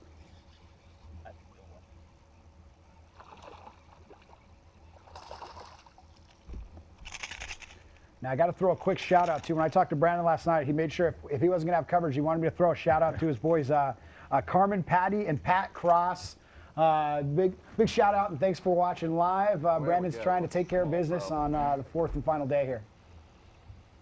Yeah, Brandon's one of those guys, Okeechobee guy down there from Clewiston, and cut his teeth fishing Florida, natural Florida lakes down there, Okeechobees and Tohos. He's deadly on this. And the funny thing about him, he's been on tour 3 or 4 years, and he's always struggled at Beaver. The first day of the tournament, he came running up to me with his weigh ticket, and he like held it up. It had 12-something pounds on it. He said, "Take that." He's like, that's my best ever limit I've ever weighed in on Beaver. You have no idea how happy I am. And he was high-fiving everybody, and I said, you know, Brandon, if you do that again tomorrow, you might, make the thing. He said, I don't care if I catch a fish tomorrow. That's the biggest limit I've ever caught on Beaver Lake. So everybody has that hump they get over with Beaver Lake, the Beaver Lake monkey on your back. Guys come out here, especially from down south where you come from Florida. You're used to shallower waters, dirtier waters, vegetative waters. You get up here in these clear, mountain impoundments, and the first couple times, everybody that comes from the south gets their Beaver Lake stripe. They usually take home that first finish from Beaver Lake in the hundreds or in the 80s, and 3 or 4 years later, when or maybe the following year, when they finally get that monkey on there. I mean, I can remember when Beaver Lake is taught, as much as guys have, oh, we got to go back to Beaver. Oh man, Beaver Lake. Oh, man. I'm telling you, this lake has taught a lot of anglers a lot about fishing. I talked about this a little bit yesterday. This is where Andy Morgan basically learned how to throw a shaky head. I mean, Andy used to be such a, power fisherman and always running up that river, and he'd always go up the river and do good a day or two and then crash. And then Andy's only FLW Tour win, ironically, is on this lake. He finally picked up a shaky head in that tournament and started fishing the clear waters of Beaver Lake with a shaky head, and he won. And Winlet's always told me about how much he's learned from this lake. Scott Martin won Cumberland because of his experience here on Beaver Lake. He told me several times, this Cumberland reminds me of Beaver Lake. The wake bait I'm using here, some of the jerk bait techniques, and the cadence that I'm applying here at Cumberland that I won this tournament with, I learned from Beaver Lake. So as much as guys gripe and moan about coming out here, a lot of guys will tell you this lake has taught them a lot. And this week is a great learning experience. I mean, fishing up in people's lawns. Yes. This lake, everyone talks about it's a pattern lake, and like you said, it's not a spot. It's not an area that you spend pre-fish, find an area that's loaded with fish, and then you just hammer it and hope that 4 days you can get 4 bags out of there and win this thing. You have to adjust. If you find a pattern, then you've got to run that pattern. And McCombs is a great example of that. He's not spending much time. He doesn't get to sit in a big cove and just sit there and cast and keep plucking off fish that are moving up and moving up. He goes these little areas, makes precise casts, and then goes to the next area. This is not just, chill out and just keep working a bank until you catch fish. And each day changes. And that's what we're seeing out of like Reyes. He's going to have to make those little adjustments today. His spot that he caught fish on yesterday, a little dried up. He's got to assess that. Is the wind going to position those fish? What are those little adjustments he's going to have to make to get back on those fish? But we are going to be watching for those little adjustments that all our anglers are going to be making after a short break, because we are going to continue our coverage in just a minute after we watch some commercials here. Don't go anywhere, guys.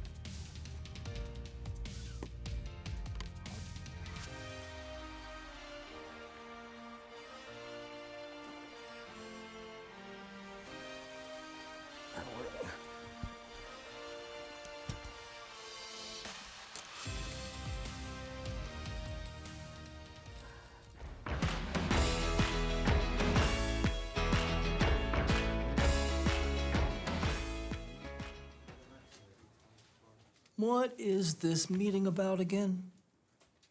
Fishing. Took my boat, boom, jumped over it, and I caught a giant. It was like a whale. 29 pounds, baby! That's the last time I danced on stage.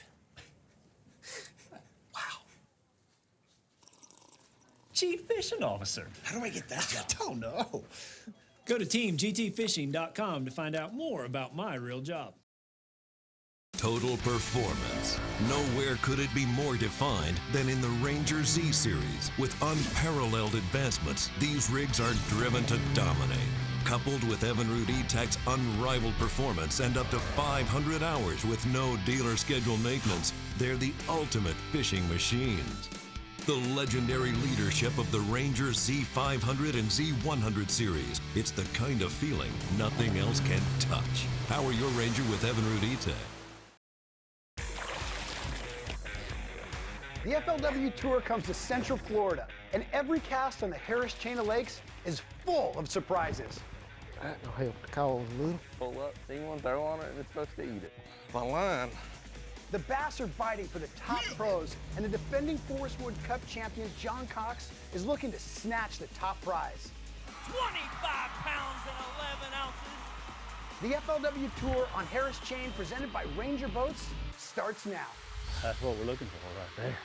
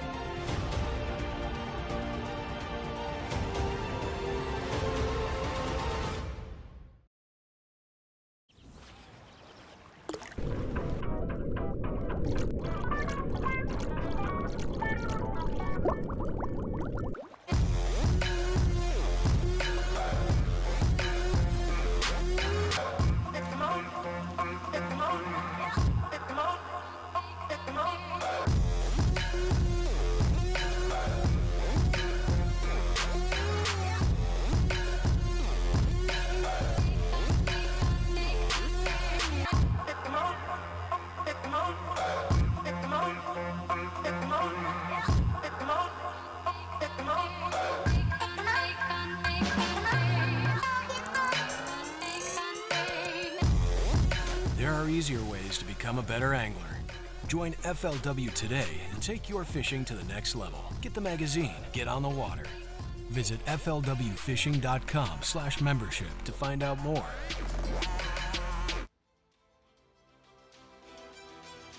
Welcome back, everyone, to our live coverage of our fourth and final day here at Beaver Lake. Rob, it's been a fun one so far. A little bit slow on the actual fish catches, but we have a couple different stories going on. But for you guys watching at home, enjoying the coverage, let us know. Hashtag us at FLW Fishing and FLW Live. And show us some pictures. Show us your setup.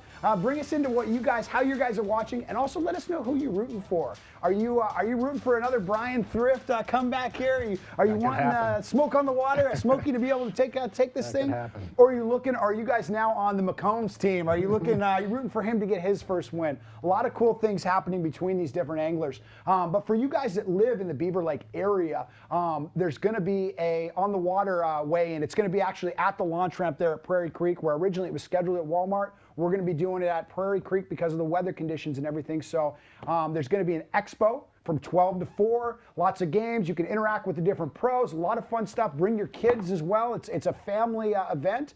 And then there's going to be the weigh-in at 4 o'clock. And for you guys that are not in the vicinity, you guys can come tune back into where you're at right now, FLWfishing.com, and watch the live weigh-in with Chris Jones as well. But let's really talk about these different techniques going on right now, starting with our leader, McCombs. Definitely a buzzbait bite going on, but we've seen those misses. What are the theories? I know that McCombs has a lot more theories than we do, a lot more knowledge of this, but give us some ideas of what may be happening here. I don't know. You know, we've seen him. One of the first things we noticed yesterday, he slammed on just the white buzzbait, the straight white. I think he's got some of the horny toad on the back of it. And that's what they were eaten completely. One of the first things we noticed this morning, he threw that for a while, then he went to a chartreuse one. And it makes you wonder if he had a miss, he's changing colors, and then started going to the spinnerbait. It looks like some of the issue with that buzzbait is there's so much debris in the water that clogs his blade, and he can't get it to run clean. I think that's a lot of why he's, I mean, sometimes guys will pop those, buzzbait just to give it a little, a scatter, but he's having to do it a lot just to keep his, his blade clean. And that might be why he has switched up to a spinnerbait a little bit, something, under the water, but definitely have seen at least two, missed opportunities for him, but, this is one of the better ones. First thing this morning. I mean, this is how the day got started for McCombs. This is what you want. And this hadn't been a good sign for him as well. Yes. He left yesterday, fish biting on the buzzbait. Comes up this morning, you've got to be wondering, let's see how these fish are going to react today. He connects with a great fish. That's a great sign for him. That's really got to give him some confidence for the morning at least.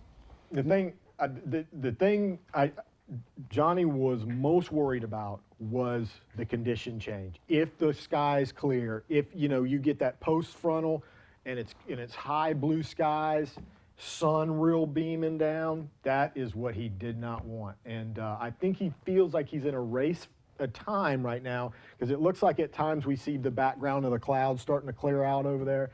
He's trying to use the last little bit of this cloudiness as his window and take advantage of it. And I think he feels a little extra pressure where that's concerned. Mm-hmm. And pressure is the kind of the key of today. There's a lot of pressure going around. A lot of the anglers know the potential that McCombs really has. But all right, so let's watch. This was another strike from earlier. But there we go. Yeah. We now see a miss. He's missing these fish. God, amazing.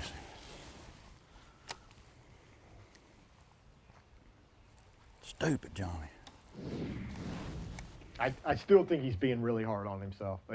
Both times, like, stupid Johnny. Those kind of strikes, there are just things that happen in this game that you've done everything you possibly can. You've got the right rod, reel, your hooks are razor sharp, and they just get it funny. They get it at a time right when you're kind of snatching it to clear the blade, and the timing's just not right. And, but I just don't think he needs to be that hard on himself right now at this point in the game. It's not like he's broke one off. It's not like he went to swing one and it came off and he just didn't get it. Yep. And I do think that maybe the spinnerbait, maybe the color changes, he's trying to find a way to kind of get it a little bit better. And without a doubt, we see him making adjustments. He changed the color, he changed the blade. So he's adapting to his conditions. He's reading every time he misses or every time he's not getting bites where he thinks he should be, he's making those adjustments, and that's going to be the ticket to dialing it in and reconnecting with those fish that actually want to come into the live well and get weighed in at the end of the day.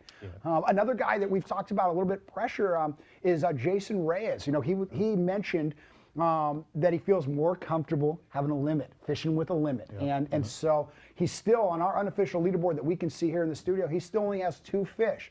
And he was actually talking about going back to his original spot where he'd actually had a lot of fish yesterday, where he really filled out his limit quickly.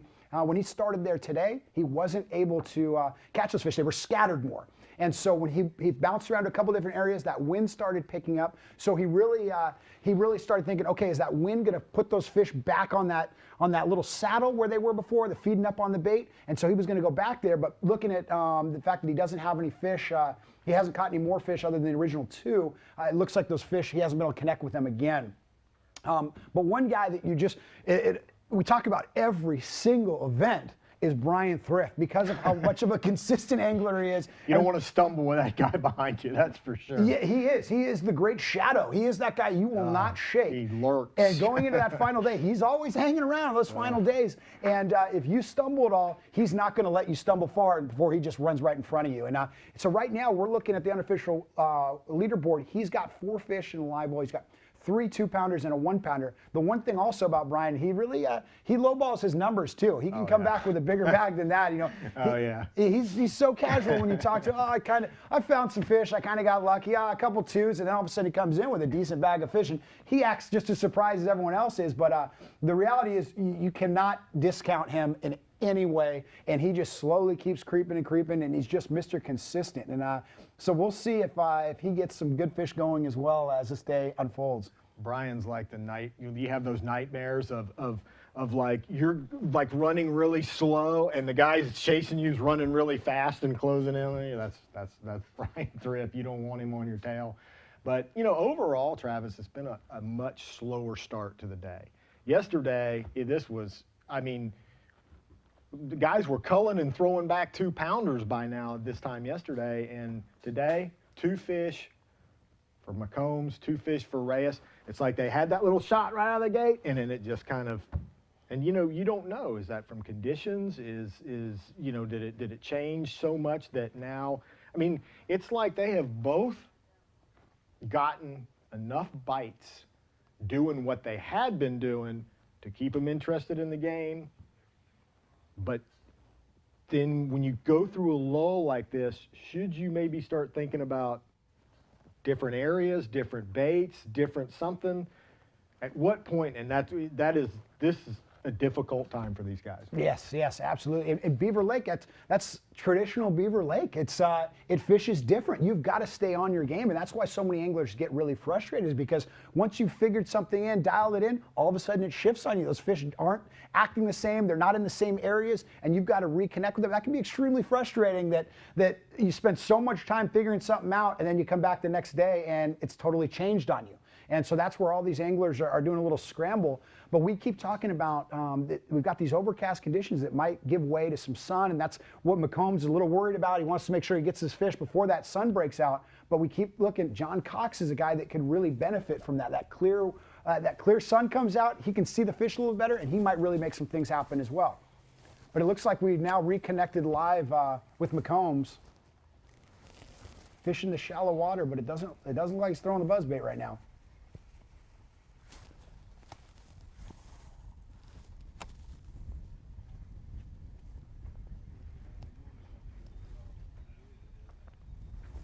Really? I know that big punk.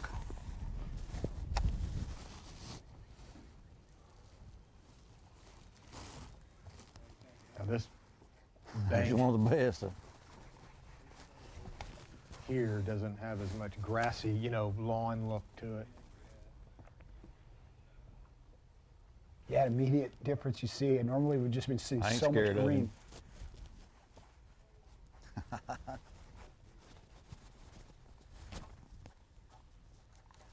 Now I hung. That's what I get for running my mouth. That's what I get for running my mouth.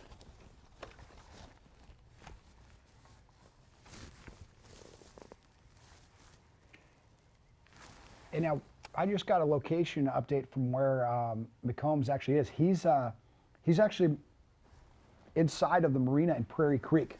He's on the inside side of that. And you know, we talked about that a little bit yesterday. An area, you know, you have this big lake, but you have so many events going out of that lake.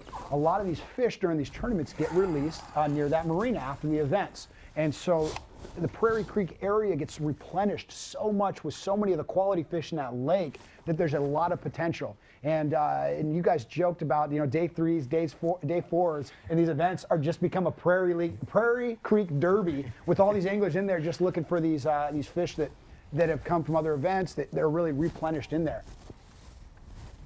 Yeah, and I you know, some of the phenomena, this is just a guess of those release sites, is it makes the fish more competitive. You stack more fish on top of each other and they get more competitive for the bait. And also, like I mentioned yesterday, I've talked to some guys that believe that you know, from a genetic standpoint, some bass are just more aggressive than other bass, and fishermen go down the lake and catch those more aggressive bass and basically stock them in one area. And so, you know, I mean, there could be some merit to that. You know, if you go down to another end of the lake and there's 3 or 4 bass there, and you catch the most aggressive one, and the other ones are smart enough just not to, you know, and you carry that fish back up there, you have a whole lot of aggressive bass in competition with each other. It's just one of the things. It's, yeah, if you want to know what fishermen talk about in their idle time and stuff like that. You know what I mean? Everybody's got a theory, absolutely. That's right.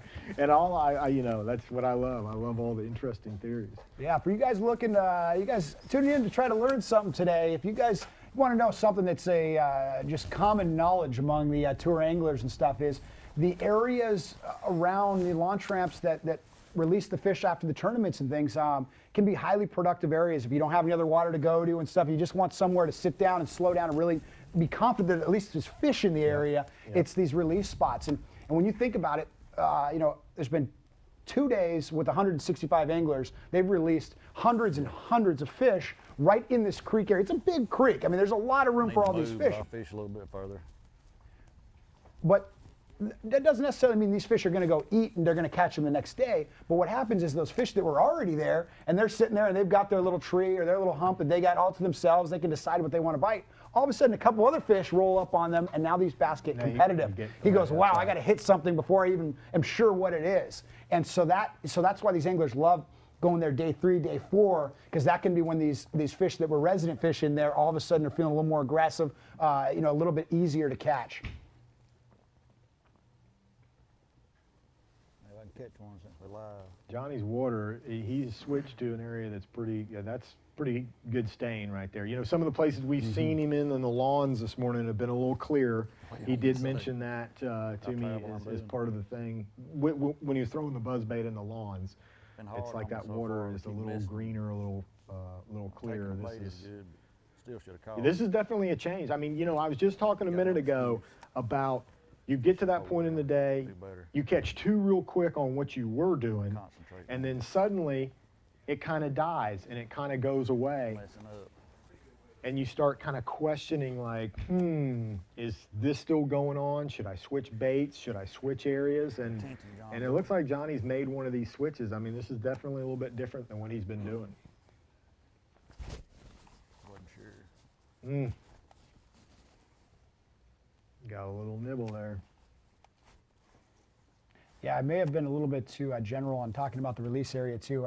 It's important to know that these guys don't get to just drive up to the release boat and start fishing, following fish, but there's actually a huge buffer zone. There's an off-limits area. There's a giant off-limits. And these bass, for you guys, they don't just swim down to the bottom and hang out there. They keep cruising. Bass are always moving until they find a spot they want. Once that runs out of bait, or once the conditions aren't correct, if it gets too dingy or whatever it is, that bass will keep moving. So these fish move they'll move miles in a day, no problem, until they find what they're looking for. So that's what these anglers are doing. That Prairie Creek is huge, and as these fish spread out throughout that Prairie Creek, that's what really turns them on. And Prairie Creek is just a hospitable area for a fish anyway. You know, some places we go, that release thing is not as big. Like you go to Okeechobee, that's not, I mean, I'm not going to say that it's never that guys have never caught release fish, but generally, Okeechobee fish get released in some canal or up there in the Kissimmee River, and they're going to split, right? Like, this is not what I'm used to. I want to get back in my vegetation. I want to get back in my, but I'm telling you, probably some of these fish that come from real, you know, clear water down there, they get put here. It's got a little bit more stain. They can ambush a little better, a little bit more cover in the water. They're probably think, hey, I'm moving on up. Yes, it's not so bad. I'm going to hang out here for a little while. I got a ride in a live well, and this is turning out not so bad. Like I said yesterday, 2 good examples of that are Wind Creek at Lake Martin and Cowicky Creek there, Lake Point at Eufaula, and I'm sure I keep going back to those. There's lots more of them all over in lakes all over the country. Gradual. I'm really trying to concentrate. I think I can catch one here somewhere.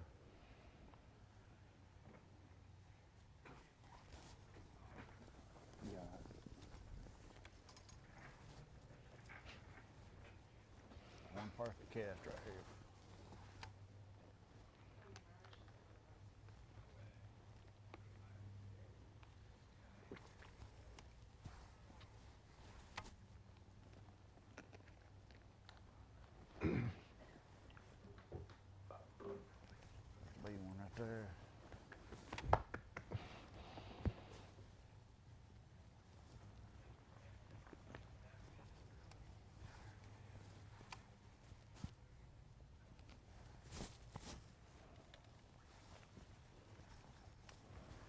Now, we may have Cody Meyer coming up here in a minute. We're getting a little bit of a feed, but before we go to him, I really want you to look at the water McCombs is fishing.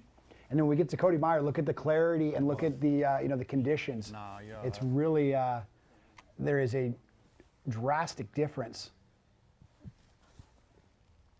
Might knock you down about a 5-pounder here in a minute, maybe. And it's really going to look like they're fishing two different lakes.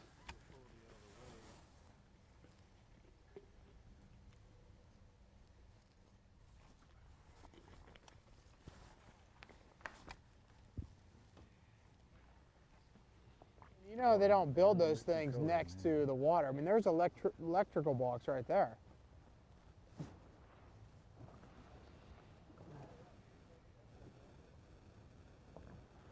It looks like the wind is picking up a little bit down there at the dam, doesn't it? Well, we look, I think, was he just pointing at the picnic tables and stuff or in the water? I think so. I mean, there should be fish biting here. All right, we are now getting some audio from Cody as well. So we are live. We're down near the dam. This is one of the guys fishing quite a ways away. See that electrical box underwater to the right of that first one? Stick your rod in, Cody. You think that's good? I mean, last I checked, water and electricity don't mix, man.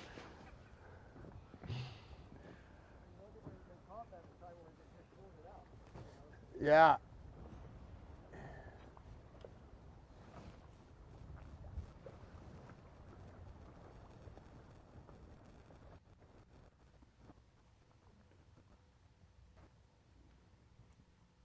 I think we're doing some adjustments to the camera right now.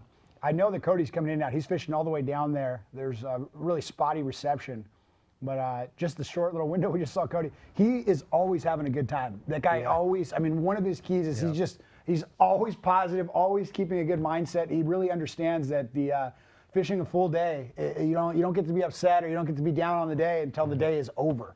And that's really played a key role into the consistency he's had over his career on the tour level.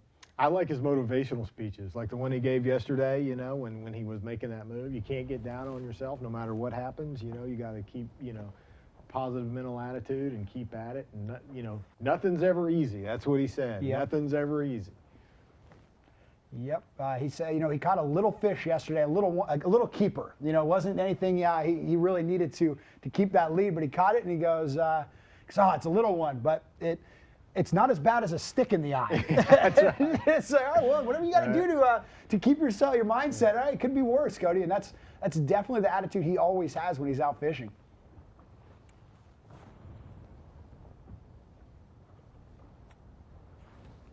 I can't tell what he's throwing right now, but he's been throwing spinning gear the last couple times we've seen him throwing the tube and having the drop shot ready to go. But he's definitely keying into this wind right now, coming across this point and doing some other techniques and obviously trying to change some things up a little bit or take advantage of these windy conditions. That's one of those condition changes that, wind switches out of a different direction, starts blowing up on a point. All right, like guys. Well, here we are. It is a little windy this morning. We finally just came back down to the dam area of the lake.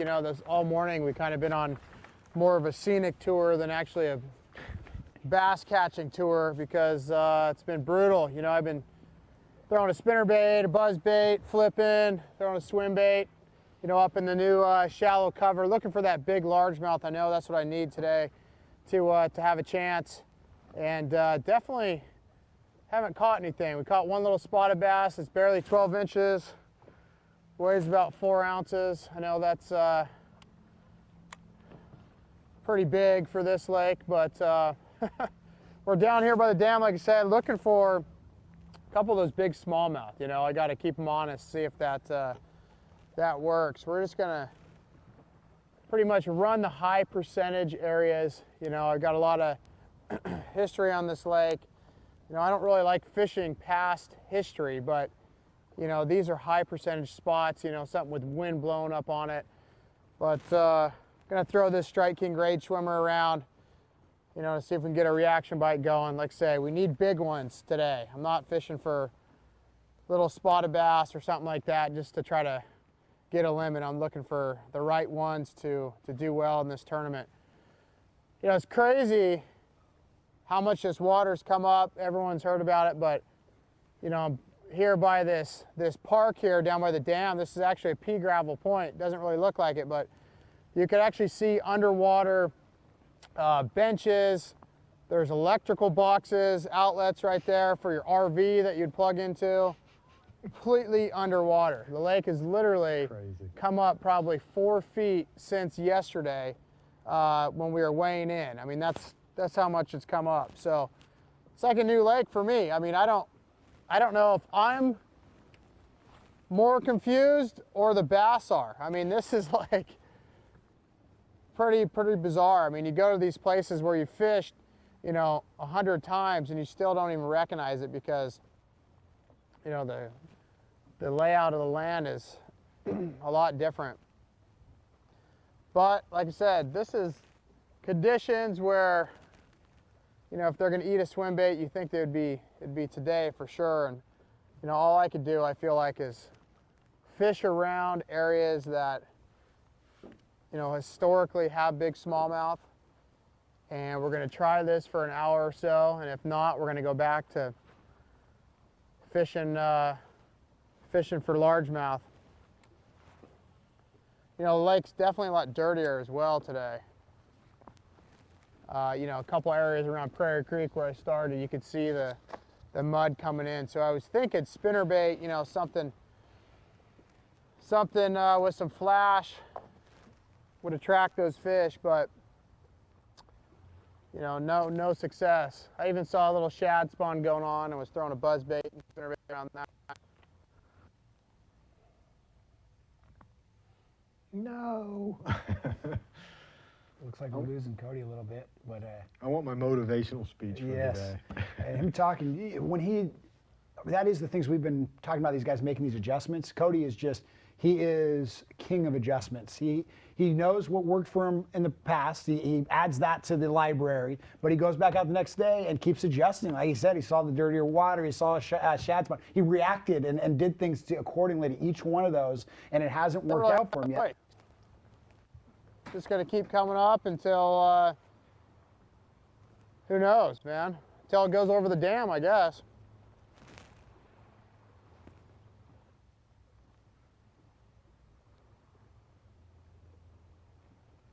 Not a good day for a picnic in that park.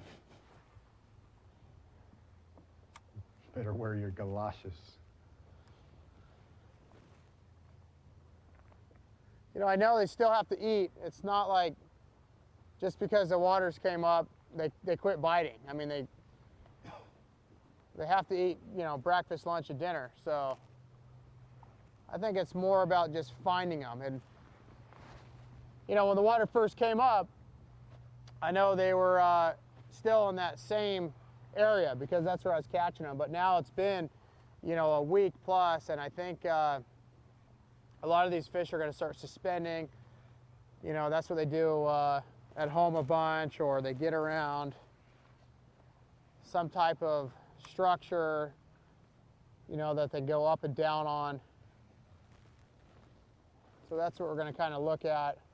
You know, typically when you're struggling here on Beaver Lake, you can fish these trees, you know, these cedar trees, the ones that are full with a lot of limbs still on them, but right now you can't even find them. I mean, you know where they're at somewhat, but usually you're casting to them and you can see, you know, 10, 15 feet of the tree. Now they're completely underwater.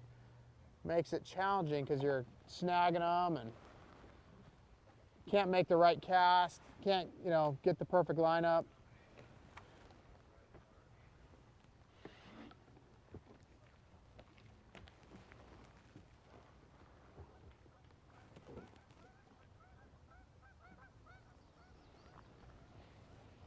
Like I say, 4 days ago, there was people barbecuing right here. Now it's underwater.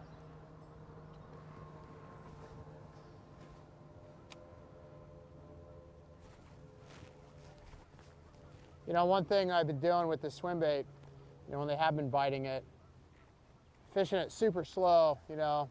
What's cool about that 2 pounds is all. Strike King Rage Swimmer, any speed the tail's gonna kick, so you can, you know, fish it up on the top of the water column, middle of the water column, slow reeled on the bottom, gets a lot of bites. You know, not yet today, but it's definitely a good bait to catch fish. Right. Say the dam is just right around the corner here. All right. Definitely getting a lot colder too. You know, when I first started this morning, I had just this Sims jacket on with my jersey. Now I put another layer on. Feel like the kid from Christmas Story, man, all bundled up. That's what I get for not paying attention. Idiot.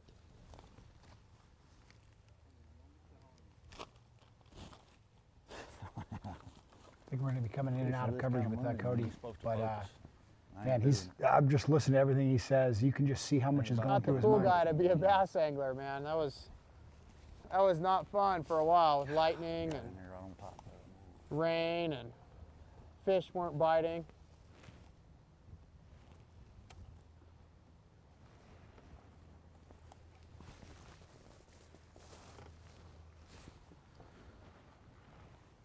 I'm shocked we're not getting bit, man. I know there's tons of smallmouth stuff around these areas. But it's been weird. Last couple of days, it's just been a weird deal. I don't know why. I mean, typically it's not that hard to get bit here on Beaver Lake. And for me, you know, not everyone. Obviously, the one guy caught a huge bag, but for me, it was just tough to get a bite. So it's definitely affected these fish. Like I said, we're going to do this all, that's for sure. We're going to give it a little bit and then go back to fishing shallower.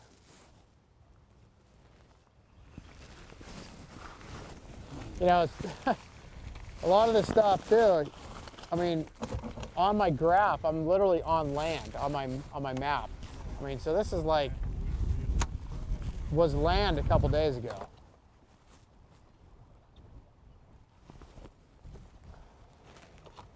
Appreciate it. Yeah, seems to grow right out, don't it? We gotta move, man. This ain't right.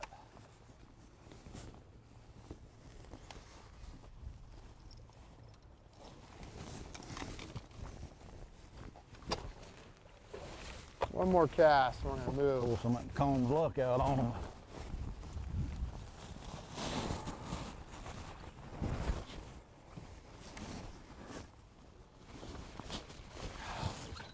Some of that what look? Combs luck. Went magic. I got some stuck in me somewhere.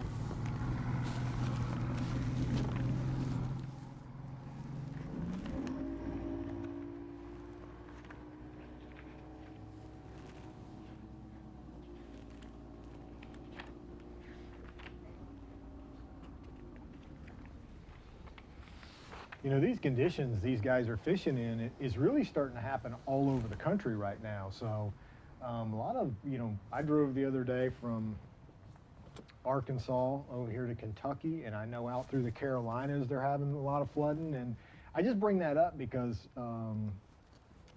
folks that are watching this back home that like to get out to fish may be encountering some of these kind of conditions right near their home. I mean, these fronts, these big rain fronts keep coming through across the whole country, dumping a lot of rain, dumping a lot of water, and you know, it changes the way a lake fishes.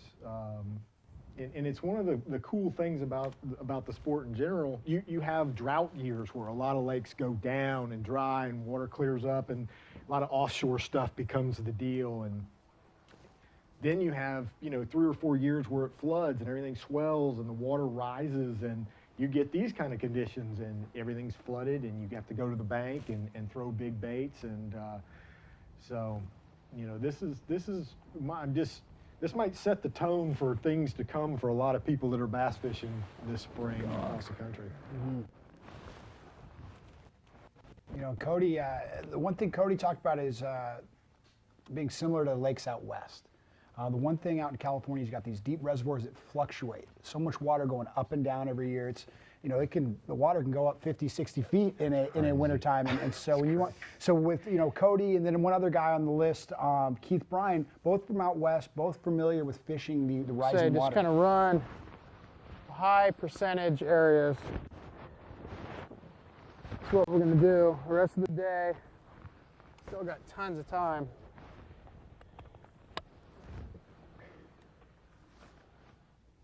With Cody having just a little more experience with rising water, he knows where to look. When he says those high probability areas, he was talking about vertical structure. These fish can move up and down on that vertical structure as that water rises up, as well as those fish suspend. You know, as that water's rising up, they might just sit in the water column and just hang there for a while until things kind of level out a bit. And so, you know, we talked about it's a frustrating thing. Rising water is very frustrating to a lot of anglers. You know, I think Cody, that definitely these rising waters do favor his style, his background a little bit more. He's more comfortable in it. Yes, that's for sure. yes, and so he's definitely got some ideas, and you can see he's trying a lot of different things today, and it's just going to be a matter of, is he going to connect before this tournament ends? Basically, he's going to connect those dots. It's not a matter of if, it's more of when.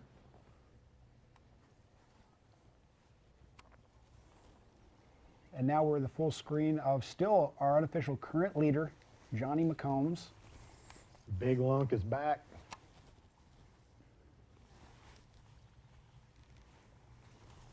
And it's worth talking a little bit more about it. It's been a slow day for all our anglers. Come to a screeching halt. Yes, yes, it Compared really to has. Yesterday, it was. The leaderboard we have here, it's just an unofficial leaderboard that we can look at. And really there hasn't even been, I think there's 19 or 20 fish that have been caught between all the 10 anglers Wow. so far today. I didn't know it was that light. I knew it was light, but I didn't know it was that light. Gotta be one there. And you know, I mean, we talk about Beaver Lake being a conditional lake, and I think this storm, if you track this storm passage yesterday and today, on the front side of that, right before all that nasty stuff hit, they're going crazy. They were just, you know, catching them. Early yesterday morning, catching a lot of fish, culling, bait activity they were talking about, you know, just like the underworld water was going crazy. Wasting your time fooling with it. And now we might be more on the back side of that front, and if I could get in there, I would.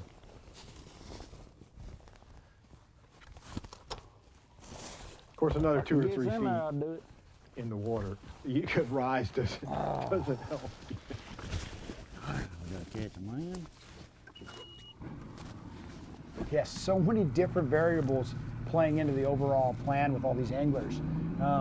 You know, when you talk about rising waters, you know, where Cody is a little bit, you know, has a little bit more knowledge with that, but then you've got the shad spawn, which, you know, some guys are really taking advantage of that.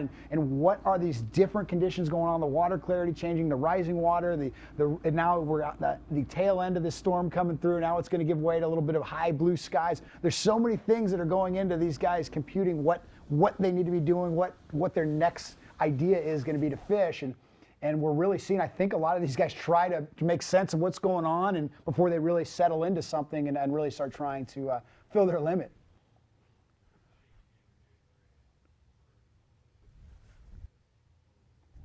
I think we're looking at Jason Reyes right now.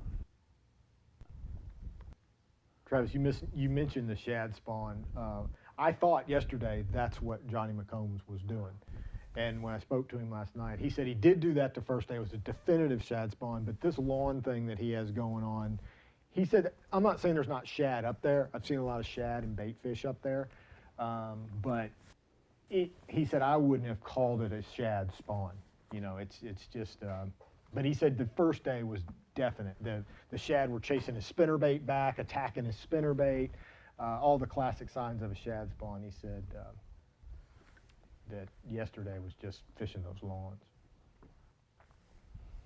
And we can get Reyes to be still here. And now Reyes, for you guys watching at home, Reyes actually did pick up a third fish. We've got it down for about 1.5 pounds. So he's past that halfway mark in the live well.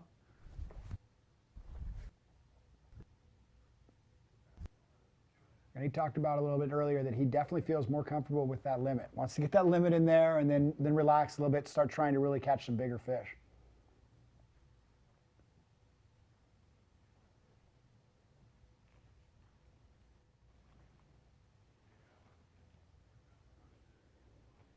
And then all this live coverage really depends on cell service. It all comes down to cell service. We'd be rotating between 5 anglers if we had great service going on, but it really comes down to which ones we do have a good stream coming from. And Jason Reyes is looking a little bit questionable right now. It looks more like a painting of some kind. But we may end up going back to McCombs. The thing about McCombs is he's moving a whole lot. He's fishing those little small little areas, high percentage areas, and then picking up the trolling motor, moving to the next spot.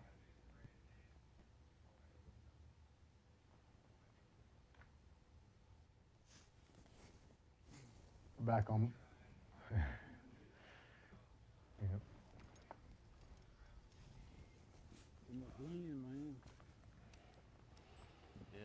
Yep, we tried as much as we could with Reyes right there. We'll probably go back to him a little bit later. But you can see, he still had the spinning rod in his hand. So, and we saw that from yesterday. He had the spinning rod really try to catch those numbers, but anytime he was looking for those bigger fish or trying to keep things honest, he was picking up a flipping stick, throwing a topwater frog and things like that. And so I think as we see, if he finally gets that 5th fish, I think we'll see him pick up some of those bigger baits, look for some of those bigger fish. I think we're back in the McCombs boat here. Travis, you told me something interesting about McCombs that Kyle Wood, one of the photographers, told you about that lawn pattern that McCombs is working, and we talked about, you know, kind of the bait being up there, but one of the things you said was so interesting was about the carp. Tell me about that. Yeah, McCombs mentioned to Kyle yesterday that he had figured out a pattern back home where he's from that they were throwing at carp, kind of screwing around with some carp, and were accidentally catching, all of a sudden would catch a big largemouth. Okay. And so it's a pattern that he's kind of honed into. And so when he was fishing here, he was seeing these carp up shallow. They're looking to spawn. They're rolling on each other and stuff. So he actually was casting a buzzbait up shallow at these carp rolling around, and that's actually how he caught that 6-pounder yesterday. He also caught another huge fish earlier on day 1 doing the same thing. If he sees any carp rolling, he's going to throw right past them and bring it over the carp, and that's where he's actually getting fish, just past that. And there's a lot of different reasons that could happen. But see, look, this was a picture I really like. If you look at this one, that's that big 6-pounder he caught. Looking over his shoulder right there, you see that you see that ring of water? That's the carp. That's the carp swirling around in there and stuff. And that's that was a key, and that's what Kyle had talked about. Kyle followed him around quite a bit yesterday, and really noticed these spots that he was keying in on was these high percentage. You could see the carp rolling. It wasn't like these bass were up feeding. The disturbance in the water was those carp, and he would cast right to them. And there's the proof that there's something to that. Very interesting. I mean, you know, like I said, this sport never gets old because you learn something new in it every day, and that's something I know I've never heard of, or where I've seen carp spawn. I usually pick up the trolling motor and go the other way, you know. Yep.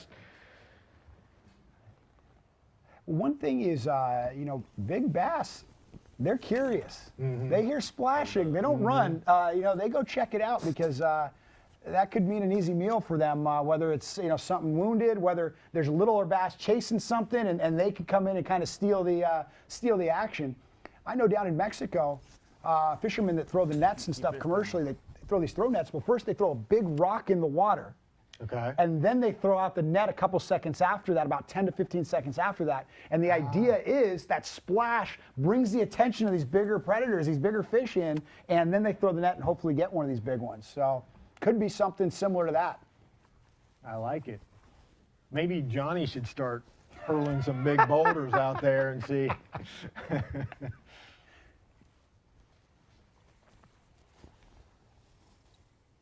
That carp thing is really interesting to me.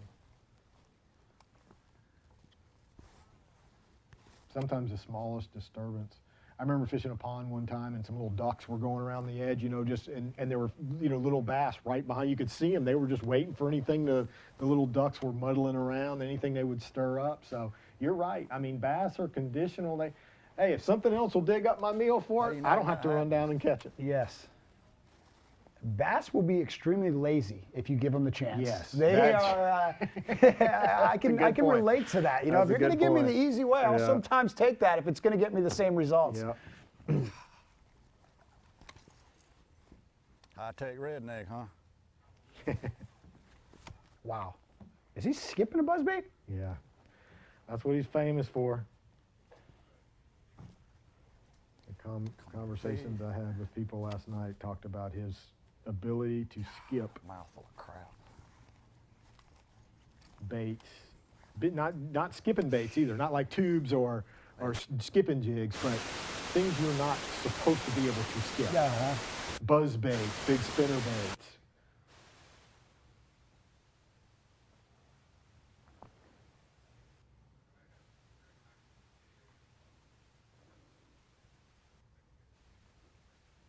Yeah, man, that's watching him fish today and really get into those little tight spots, skipping the buzzbait. There are times that you think you're good at something, whatever it is, whatever, and you think that you've like kind of maxed out, like, oh, I'm probably as good as everyone else, and then you watch something like that and you go, whoa, I'm not even close. I got to get back and step up my game. I thought I was comfortable in what I thought I knew, and now you see that you knew nothing, and it's. You know, I'm a little inspired to go back and practice my pitching, flipping, skipping, because he's really just made it look easy. I mean, it's watching him work these little areas and really fine tune what he's doing has just been has been a pleasure to watch so far this morning. It's fun to watch a guy like that too. You know, that's not to say that I don't enjoy watching Cody or anybody like that, but sometimes those guys get offshore with a drop shot. It just get.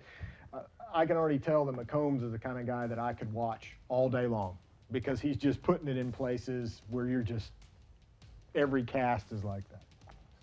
Absolutely.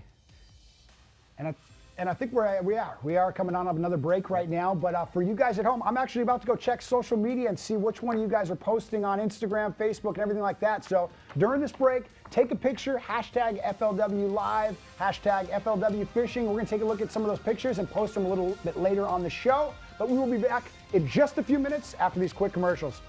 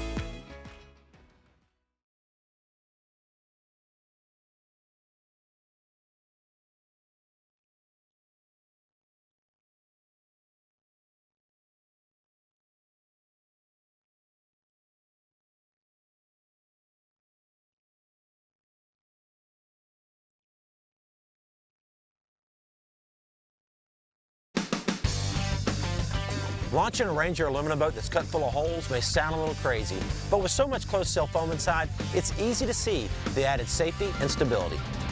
It's a huge confidence booster, especially with so much quality inside, along with Evinrude E-Tech's unrivaled performance and 300 hours with no dealer scheduled maintenance. Ranger aluminum is built to excel and priced to be yours. Power your Ranger with Evinrude E-Tech.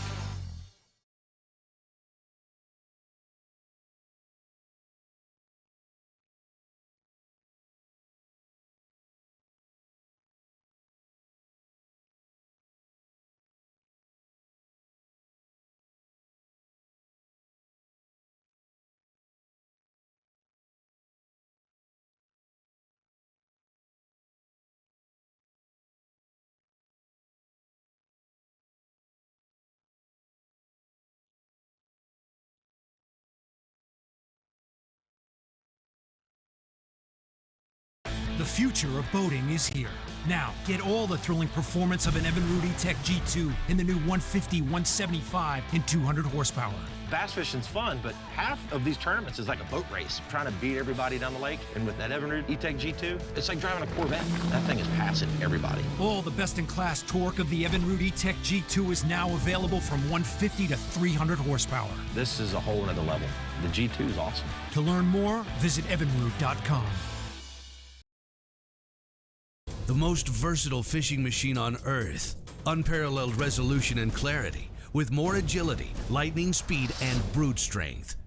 HDS Carbon takes rapid response performance and screen technology to an all-new level. Maximized power, maximized visibility. See Structure Scan 3D, new dual chirp sonar, new live network sonar, and more mapping options, all at the same time and faster than ever before. Arm yourself.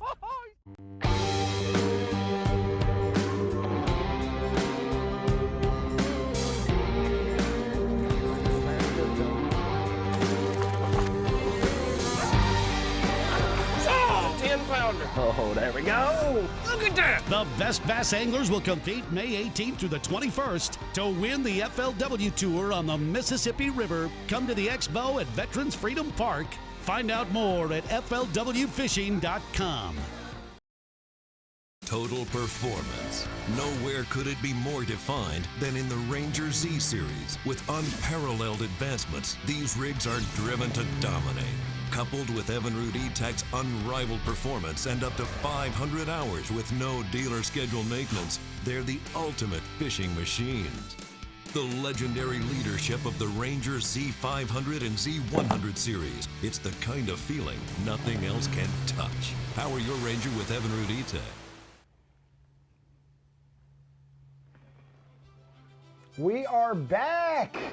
Travis Moran here, Rob Newell in the studio, and we've got continued live coverage at our fifth event of the 2017 FLW Tour here on Beaver Lake. It's the fourth and final day. We've got the 10 anglers that we're following around, and today is being true to Beaver Lake conditions.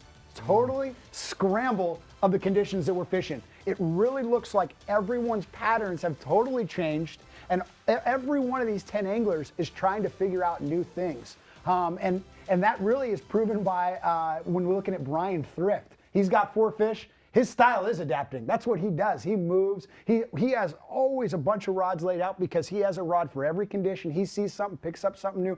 There'll be times he makes 1 or 2 casts, picks up another rod, 1 or 2 casts, and really is able to adapt to changing conditions quickly. And so he's got 4 fish, has moved unofficially into the 3rd place slot right now. And everyone else is really just trying to make adjustments. Every time we go live with McCombs, we see him doing different stuff, whether it's fishing different water clarities. And there we go. That's our unofficial leaderboard right now. But McCombs he's fished different water clarity. He's changed the colors up on his buzz baits. He's gone to a spinner bait a little bit more, and he's even been flipping. So really changing his condition. Jason Reyes, same thing. He's not getting that quick limit, so he's trying some different locations and really trying to figure out what's going to get him his limit so that he can go focus on getting a little bit more quality fish going. Yep, and there he lurks in 3rd place, Brian Thrift. Got to watch out for that. You know, John Cox can surprise you too, and you know this. I think, you know, by weight estimation right now, we're separated. What McCombs and Reyes separated maybe about 2.5 pounds. Mm-hmm. Still a ball game here because neither one of them have filled out their limit. I mean, it's just come to a screeching halt with these guys, and I really don't think it's become. The lake has finally gotten to that point where it's just kind of gotten out of their reach a little bit, and on such a fast rise, and just tracking these fish down right now is giving them fits. Well, the good news is all these 10 anglers have a lot of fishing time left in the day. We're about just under 2 hours left of live coverage because we're going to go till 12:30, bouncing around to our 5 cameras that are getting coverage or actually getting cell reception on the water. But then these anglers will have another 3 hours. They're going till 3:30 is check-in today.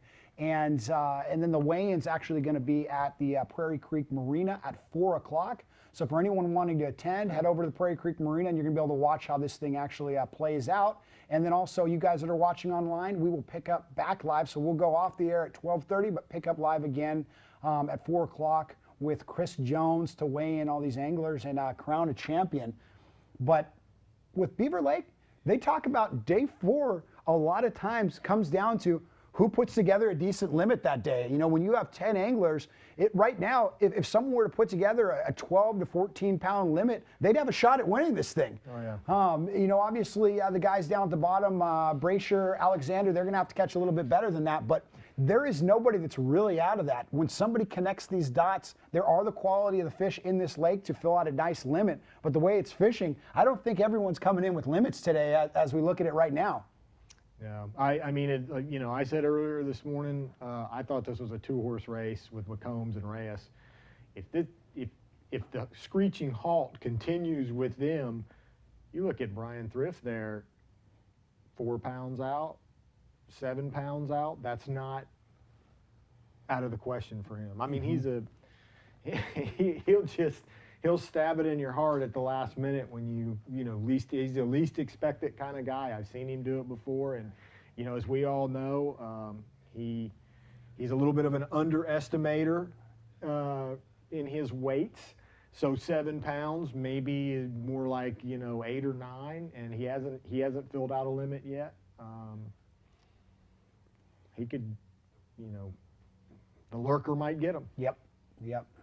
And just looking at that whole board, you can just see everyone is struggling, and it really is a new day for everyone. They've got to go figure out it's like they just showed up to a new lake today, and they already had their places 1 through 10th arranged, but now it's okay, we're in a new water. You've got to figure out what these fish are doing today, and it's not going to be anything like they were doing yesterday and the couple days before that. So it's going to be fun. Right now, we actually don't have any live feeds coming in. Once again, because McCombs is moving so much. You know, McCombs keeps moving. He's hopping around. Which you like to see. That means he's thinking. He's not getting lulled into anything. He's going to keep trying new stuff. Really, we've talked about this. His water he's fishing is so different than we were seeing yesterday. It was that clear water. The conditions were a little calmer. We were able to see those carp that we talked about mulling around and doing their spawning thing, where today we're not able to see that as much. A little bit more windy. There's a little bit more chop on the water, but also that water has become a little bit more from a stain to the muddier areas that he's fishing and stuff. And so we've seen him make his adjustments, but now he's making definite moves on the areas he's fishing.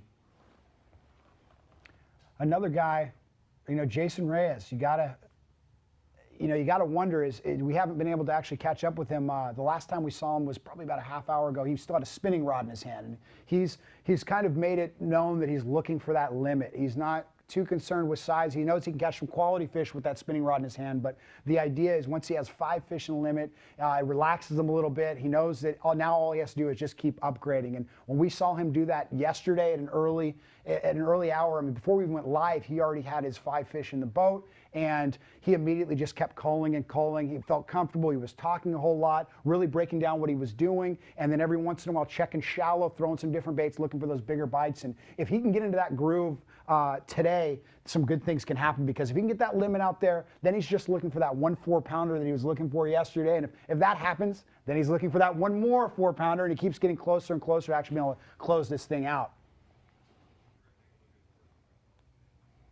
And I think we're going to take a look at the Forest Wood Cup standings here, see who's kind of on the this is the bubble area of the Forest Wood Cup standings right here. There's your cut line, Jim Moyna and Joseph Webster. We're headed to, after this one, we're headed to Wisconsin, to the Mississippi River, and we'll close out on the Potomac River. So kind of have to start looking at some of these guys that are below the cut line here and start measuring up, you know, who's got a chance to move up and jump into the cut. I'm looking at that so far. I mean, you know, Jim is he should be pretty comfortable up there on the Mississippi River, in that upper Mississippi River area. Some of these guys, Daryl Robertson, been out here a long time. I don't think, you know, the Potomac will be any problem for him. Scott Suggs been out here a long time. But the upcoming event on the Mississippi River is a new place for FLW. I mean, the Costas have gone there in the past, but this is a new venue for the tour. It's going to be kind of like Cumberland. Not a lot of history. You know, not a lot of known, been there over and over and over again. So that's going to be kind of the X factor here. You know, I'm looking down Michael Woolley, Tim Frederick.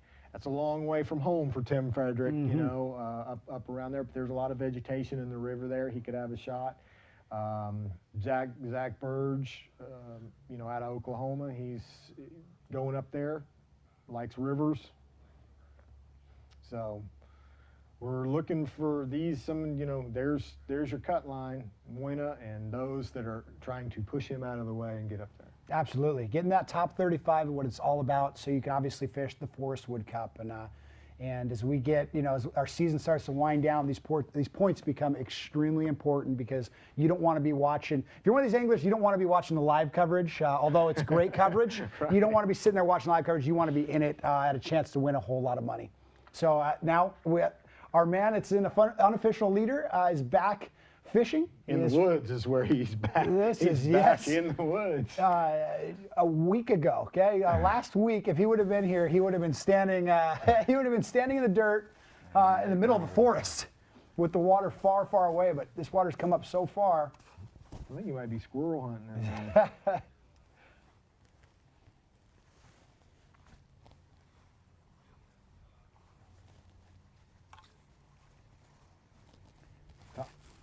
I mean, look at how hard it is to move around. You just get bound up so quick in that stuff. We're in last now.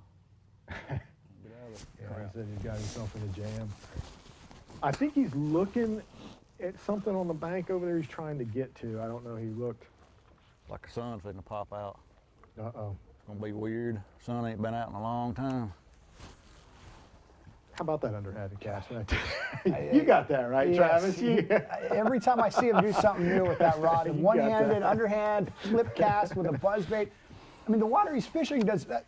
Throwing a buzzbait would never come to my mind. I mean, it looks great to throw a buzzbait in there, but the actual chance of landing any casts that you can actually fish are slim to none unless you're obviously Johnny McCombs and just threading the needle through that.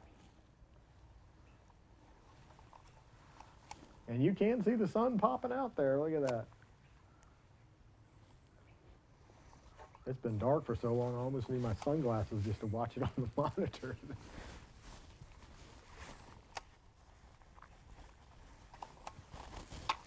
God, step in the way.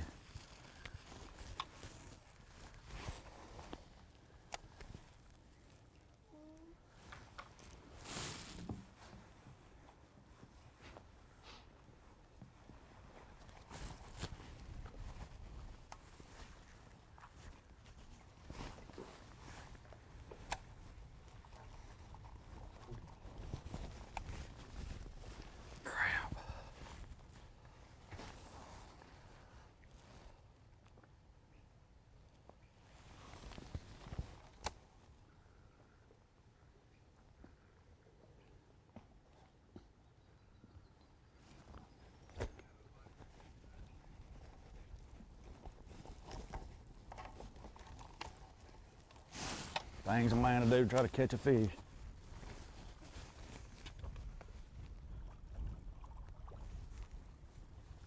I'm gonna catch one right here somewhere. I feel it. Feel it.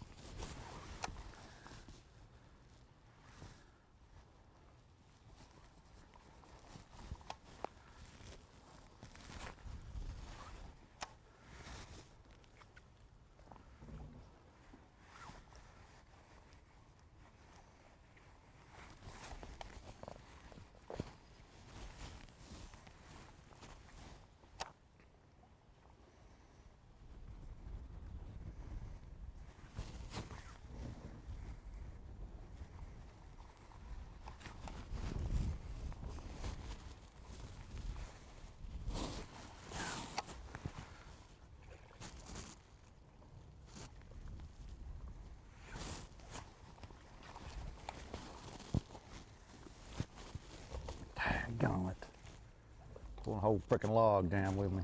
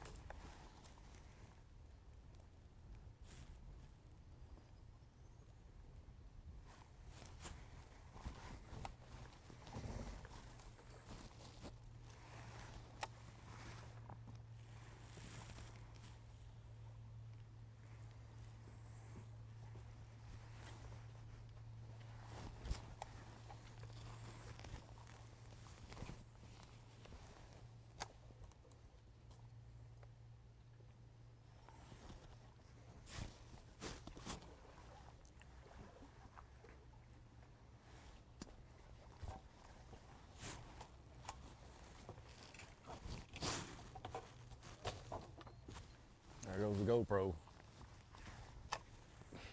Ain't mine.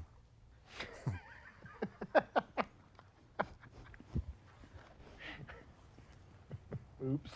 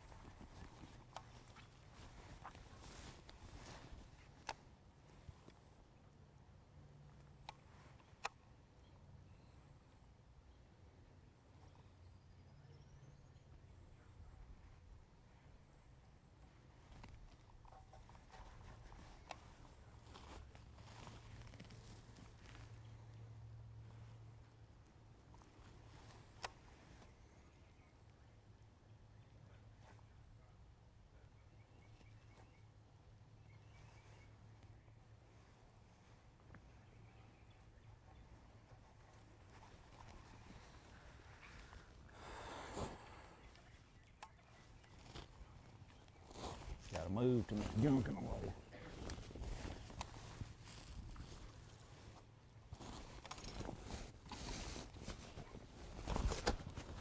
Now we got the split screen coming. This is a good view right here because we've talked about the two different techniques going on where let's go do it to it. Where McCombs, that topwater bite, that buzzbait bite might go away when the sun comes up. You know, he might run out of fish when the blue skies come out. But a guy, now look at John Cox. There's an interesting thing right there. He's not wearing his hoodie because it's raining. He's wearing his hoodie so he can get a better vision on what's going on. That sun's coming up, and you're seeing Cox get in more of his element right now. He's on the edge of his boat.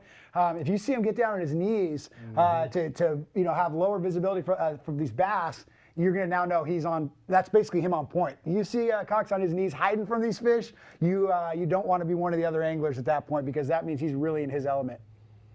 Yep. Hood up, sunglasses on, eagle eyes at work right there.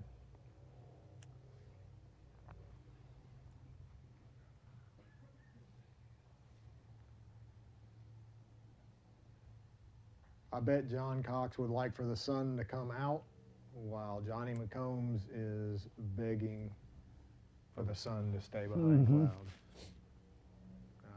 Boy, you know, today the water's rising quick. I mean, we just fished here this morning and the water, I bet it's 6-8 inches higher than it was when we started here this morning. It's been a super tough bite. We've only had 3 hits so far.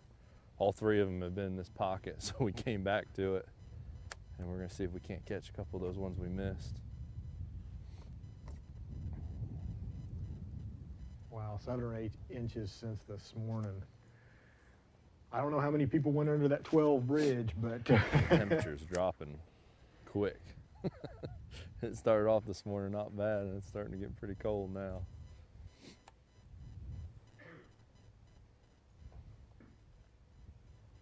But I know there's giant ones in this pocket. I mean, I seen them during practice. Now we got a little stain to it.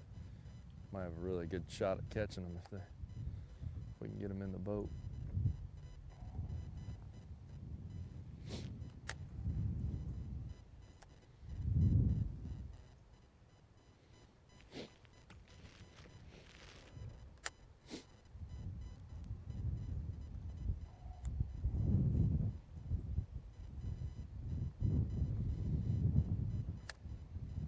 water rising, temperature dropping.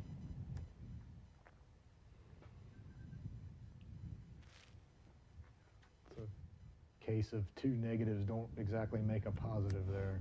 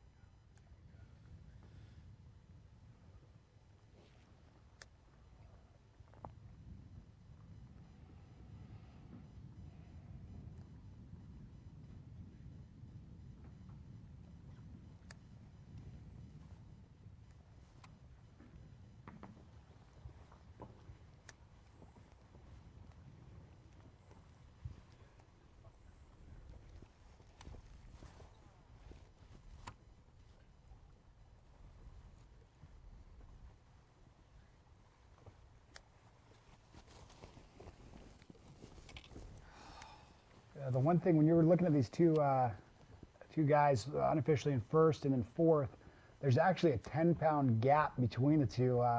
That's quite a difference on Beaver Lake. That's a good lead. You know, the one thing, Johnny's bite might be running out, might be getting a little harder to catch those buzzbait fish, but he definitely did himself a favor yesterday by hammering them and gave himself a nice little cushion heading into this last day.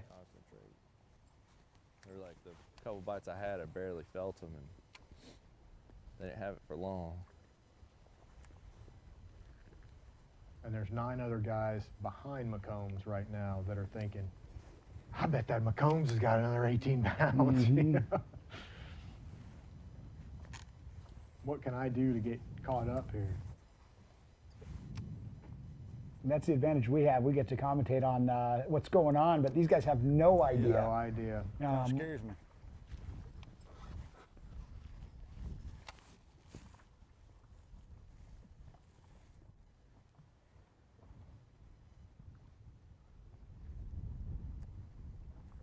I don't know what he saw that scared him.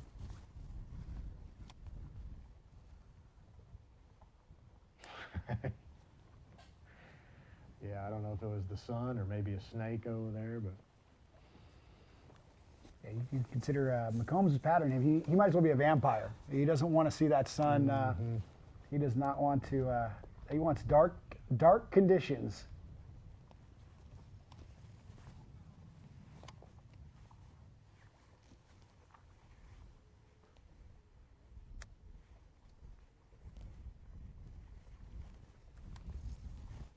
it is getting brighter there. I'm sure that's what McCombs is concerned about.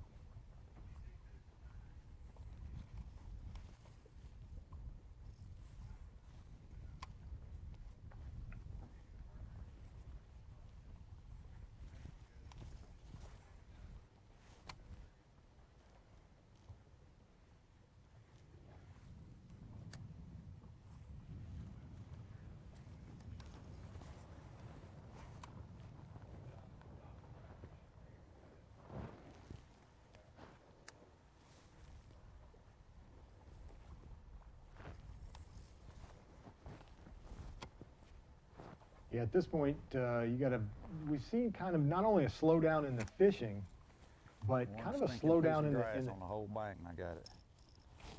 Kind of a slowdown in technique in general. You know, McCombs started out really burning a lot of bank with that buzz bait and covering a lot of water. You had a sense he was hunting exactly what he wanted to find. And now, you know, he looks like he's kind of slowed down a little bit. He's picking stuff apart a little bit more. You don't see him just going directly into those lawns. And I you know, honestly don't know if that's a result of he doesn't have any more lawns to go to, or he feels like that lawn, that kind of that, you know, the flat grass lawn bite is going away. Maybe the 2 missed catches and that stuff this morning told him they're just not getting it like they were yesterday. I need to make, you know, some kind of cover change. And you got, you know, John has returned to a place where he saw big ones in practice.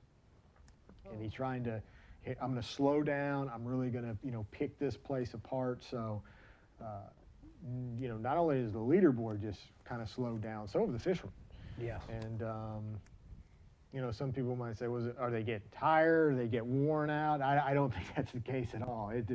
This is, you know, the adrenaline is still just, you know, burning through these guys right now. And, but I do think that there is a little bit of hesitation in what they're looking to fish. It just seems so much more, you know, when Reyes came out of the gate this morning and McCombs came out of the gate, they raced to the stuff that worked. And they looked real direct, you know, like they were a man on a mission. And now it's kind of gone to more of a hunting and pecking and switching rods. I mean, look at Johnny, you know, he's only got 3 to switch between, but still. I guess I'm just saying, I think there's a lot more question marks starting to pop up. You could see thought bubbles in their head right now, big boop, boop, just, question marks at this point.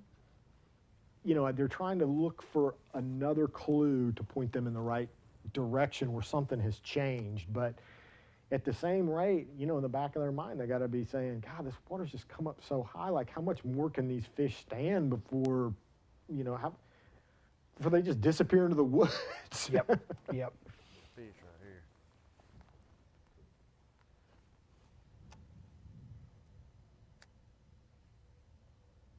I'm not sure if I just heard Cox, but I think he might have just said there's a fish right there.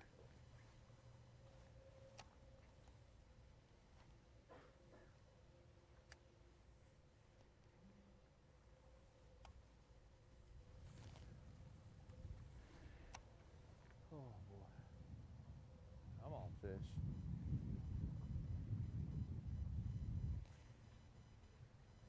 Now there's many factors going into this, especially starting with timing right now. We're on our 4th day. You're no longer trying to fish to survive another day. Because earlier in the tournament, even if you're having a tough day, you want to minimize that tough day. Right now, there is no tomorrow. Tomorrow you're driving home and you're going to be staring at the check. You got all these guys are getting checks, but right now they're going to figure out what the number on that check is going to be. The other thing is we're getting to that midway point, that noon time slot, and that really does, for a lot of anglers, that marks a significant timeline in their game plan for the day. At noon, they assess the situation. They go, okay, what fish do I have? Okay, I have a limit, then I need to do this. I don't even have a limit yet. Maybe I need to do this. And so we're coming close to that 12 o'clock time limit. And then the other thing is, all these anglers are struggling. There's a lot of guys we're just not seeing a lot of fish being caught. So by now they've figured out that the bite is tough. They don't know if it's tough for everyone, but every single angler right now knows it's a tough bite for themselves. And so there's two kind of schools of thought. We heard from Cody. He was talking about he's going to keep moving around and trying different things and hopefully connect with what the pattern is and reconnect with these fish. But then the other school of thought is what we kind of heard John Cox say a moment ago was, I caught some fish here earlier. I'm going to slow down and really work this spot thoroughly. There's that two different ideas. That do you go to the best water, the water that's treated you the best up until this point, and really slow down and methodically fish it and see if you can't scrounge out and have the best limit you can possibly come up with knowing the conditions are extremely tough for yourself, or do you try to do a Cody Meyer and you try to just say, hey, I'm going to keep running all this water? I would imagine that's what probably Brian Thrift is doing, that he's just going to keep moving. And what happens so often for Brian Thrift, you just hear him say this at so many different events all around the country is, I just finally, I kept moving, finally ran into some fish, ran into a lot of fish and smoked them. And so there are the two different schools of thought when it's tough. And we're going to kind of see as this tournament keeps moving on, what these guys are going to lean on going into the final hours of the tournament. Yesterday, too, noon is when it came to a halt yesterday, too. Now, a lot of that was because of the rain and the lightning. Guys took cover. I understand that. But, really kind of before that rain started, the bite slowed a little bit, I mean, a lot of what was caught yesterday was caught right out of the gate, right in the first 2.5 hours. Absolutely. I mean, that was McCombs immediately had a good limit. So did Reyes, had a smaller limit, but then kept calling that, and then McCombs kept calling as well. But then you mentioned it did die off later in the day.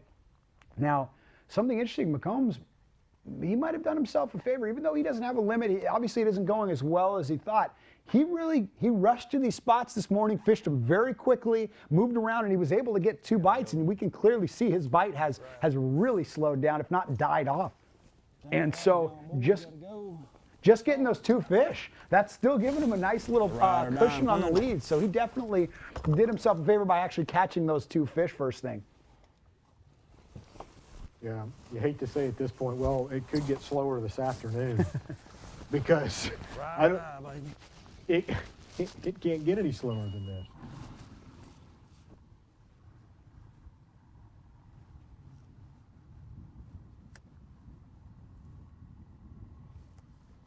And And so many times you see in a tournament like this where things just really kind of fall out the bottom. A lot of the anglers just can't, figure out those final adjustments before things run out. That's when Brian Thrift thrives. You're exactly right. Yeah, when there's a crumbling from the top, some guys just. You're exactly right. He senses that somehow. There's no doubt about that. He senses when it's getting tough on other guys. Yep. He can kind of smell that blood in the water, and that's a great point. Through his own fishing, he can tell if things are tough, and if he's like, man, I know if it's this tough on me, I bet some of those other guys were struggling, and I need to start moving. I need to get on the, Brian has one of the best senses of a stumble going on, a door is being left open. You know what I mean? He has a sense for that, and to bring the pain. Yeah, too many times I've watched tournaments where, you have all the field just has a tough time. They come in just like, wow, man, that beat us up. And Thrift will say the same thing. Yeah, really, really tough. But oddly enough, it always ends up favoring Brian Thrift. And so that could be what we're seeing right now, because he's the only angler that's one fish away from filling out a limit so far.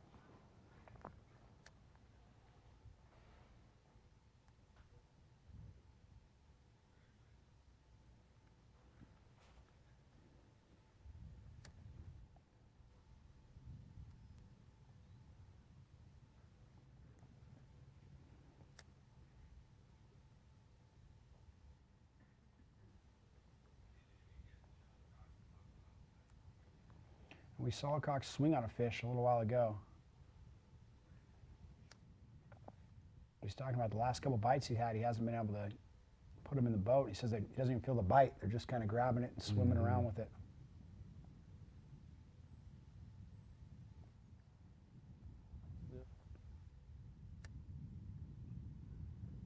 Oh, wait, I can't hear you. Learn all these years fishing beaver. I mean, I think the first 4 years fishing here, I never caught them here. I couldn't even catch a limit. I just bombed, and I think I made the cut the last 3 times or so. It's I mean, you have to just go out and put your head down and realize you're only going to get 5 bites, no matter where you go. And that tree's kicking like crazy. See, oh, come on, baby, don't be a carp. Come on.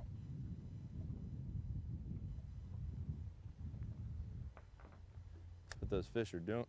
Oh my God, I had her. It wasn't a carp. Oh, they're just not getting it. They really don't want to eat, and they're not quite on beds yet. He actually saw that fish move a tree or move a bush. Something moved. Kind of just in there cleaning off these new beds because the water just came up.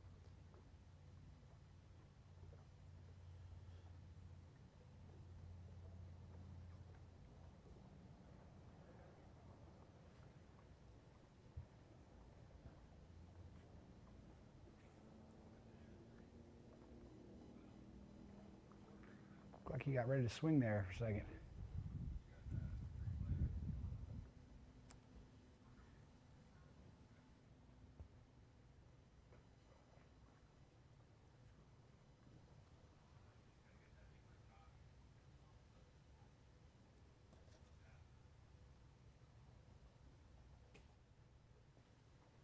He saw something move in that little deal. He said something like, "Did you see the tree shake?" He said the tree shake. He thought it might.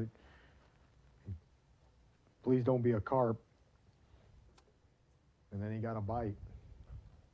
Boy, the biggest struggle this whole week has been all the branches in the water. It's like almost impossible to really fish anything besides just flipping and dropping it in, because you can't really cast anything to where the fish have been.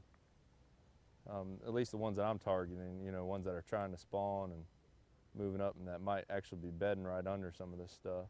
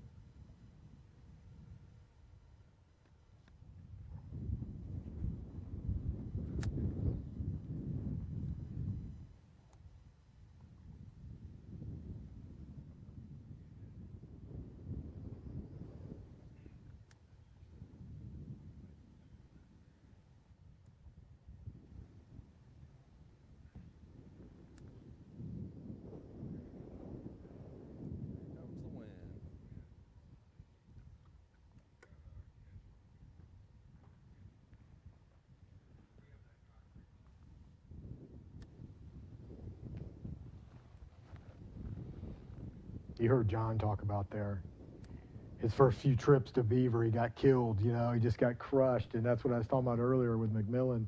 You know, the guys from Florida come to Beaver Lake the first couple of years, and it's just it's kind of an earning your stripes kind of thing. You got to go get your Darlington stripe, so to speak, and Beaver Lake stripe, and then 2 or 3 years, you start to get the hang of it, and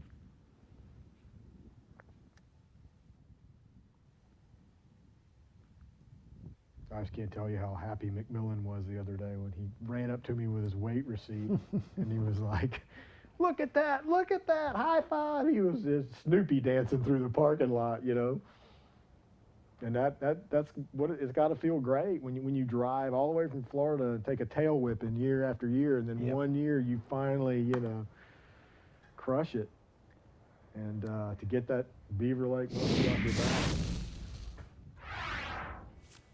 And now here is from moments ago when he was talking Those about. fish are doing. Oh my God! I had her. It wasn't a carp.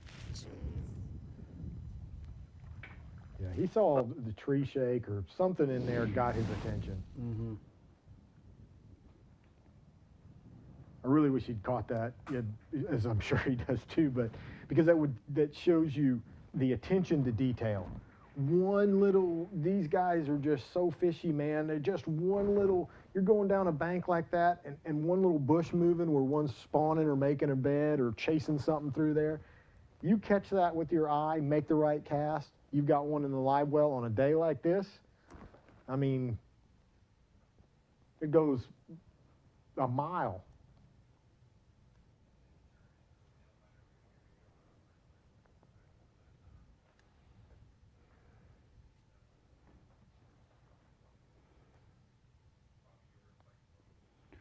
Rob, it's really turned into an intense tournament. It really is. Who is going to connect these dots, put together a limit, and possibly have a shot at winning this whole thing? We've got a lot more tournament left because there's a lot more that needs to happen for one of these guys to really be able to run away with it. But we are going to take a quick break, so do not go anywhere because we're going to be right back with our last hour of coverage here on Beaver Lake after these short commercials. Lay down, baby. Yeah. Got that, baby dog. Hogola.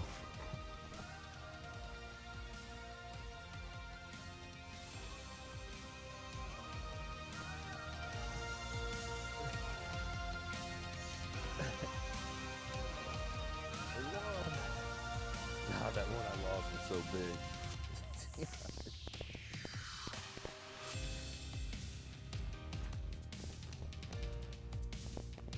Spotted that. Go, number one.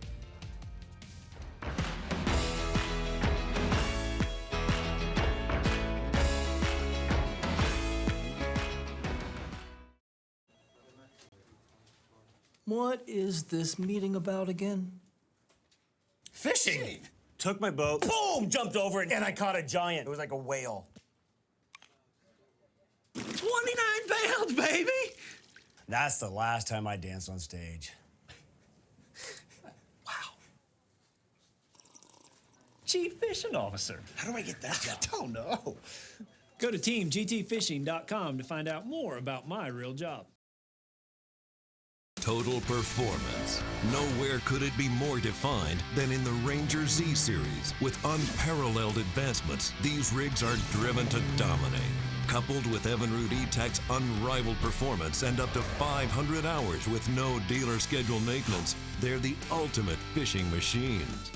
The legendary leadership of the Ranger Z500 and Z100 series. It's the kind of feeling nothing else can touch. Power your Ranger with Evinrude E-Tech.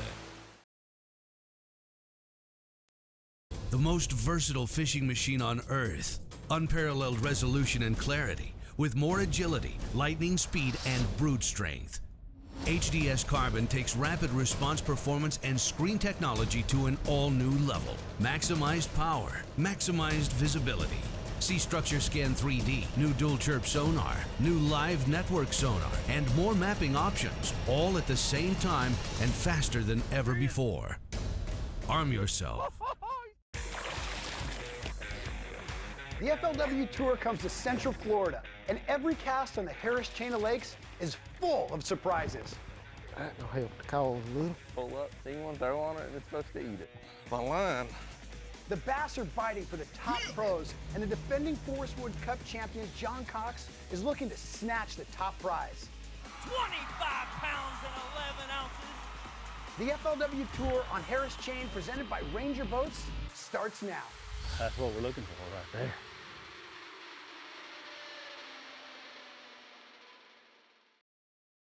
The tools used to work hard have evolved through the years. They've helped us build nations, move mountains, drive ourselves harder. But one thing has never changed: the DNA of hard work, handed down from generation to generation to generation. That's why the DNA of our hardworking protection will always remain the same. Introducing the next evolution of hardworking protection. Shell Rotella.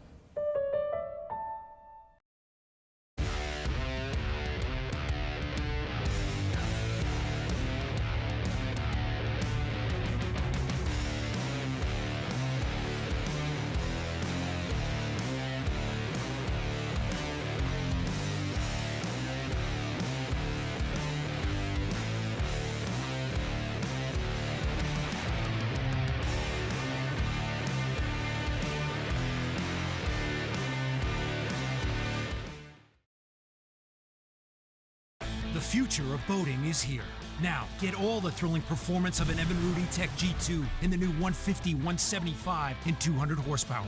Bass fishing's fun, but half of these tournaments is like a boat race, trying to beat everybody down the lake. And with that Evinrude E-Tech G2, it's like driving a Corvette. That thing is passing everybody. All the best-in-class torque of the Evinrude E-Tech G2 is now available from 150 to 300 horsepower. This is a whole nother level. The G2 is awesome. To learn more, visit evinrude.com.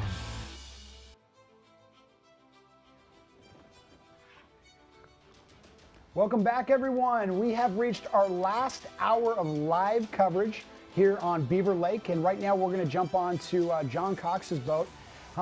Really, this event, like we've talked about, it has slowed down. This bite has been extremely tough for all our anglers. Still, only about 20 fish caught between the entire 10 angler field. And these aren't just 10 random anglers. These are the anglers that have had the most success, have figured things out, have been, it's come down to our final top 10, and they are struggling today. The lake, Beaver Lake is really not just laying over and allowing a bunch of fish to be caught.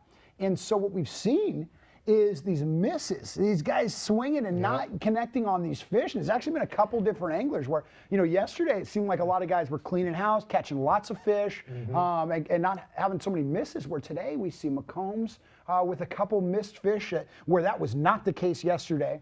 And then now we're seeing John Cox miss some fish, as well as talk about some fish that he's missing. They're just not biting it the same.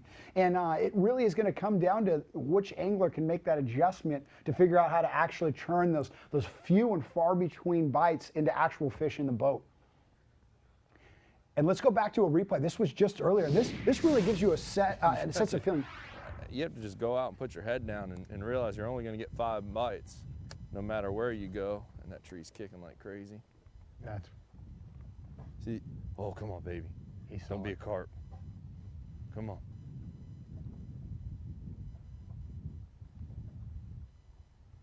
What those fish are doing. Oh my God, I had her. It wasn't a carp. Oh. And that doesn't give you insight to how John Cox is fishing. I mean, he literally broke down everything right there. He says that you got to be in the mindset you're looking for 5 bites. You're looking for 5 fish. You've really got to stay focused. And right there, he sees just a little subtle movement in there. He knows that there's a fish up shallow, and works a little bit, gets bit, and comes up short on the thing. Yeah, these guys. They don't miss a beat. And that's really the difference. I think a lot of people think these guys just... We need to go. We need to move. Now, what's important, though, is these guys are always putting together that puzzle piece. They're always trying to figure out what the connections are. So even a miss tells you something. We watched McCombs change what he was doing. He had those misses, switched to a different color buzzbait, then switched over to a blade, making those adjustments depending on the misses he's having, because he's not being able to complete the catch. right there, Cox missed that fish. But then after that miss, he talked about, you know, these fish, for a little warmer weather, they want to move up. That fish may be clearing a bed. It might be, you know, trying to actually get ready to start spawning. And that could clue someone in, like John Cox. That's another piece that goes, okay, actually, I know an area where these fish want to move up. I got to go over there and really focus on these fish that are moving shallow. So always, you know, you always want to be figuring out, taking the information that you're given and creating a bigger picture with that. And those misses are definitely telling these anglers, cluing them into what changes they need to make. It looks like McCombs has returned to the front yard there. Looks like he's got the big lunk out. And he's caught his only 2 fish doing this today, so. Going back to the buzzbait. Old school. I had some texts from some of McCombs' buddies out there, old school buddies, Terry Bolton and Dan Moorhead, keeping up with him today, rooting him on. And if there's going to be only a few fish being caught, I'd take watching McCombs any day right here. It's just fun watching him work these areas.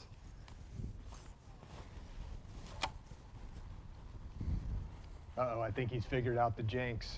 Did you hear that? He said, we never catch anyone when we're live. He's starting to figure the math out here. He says, let me see.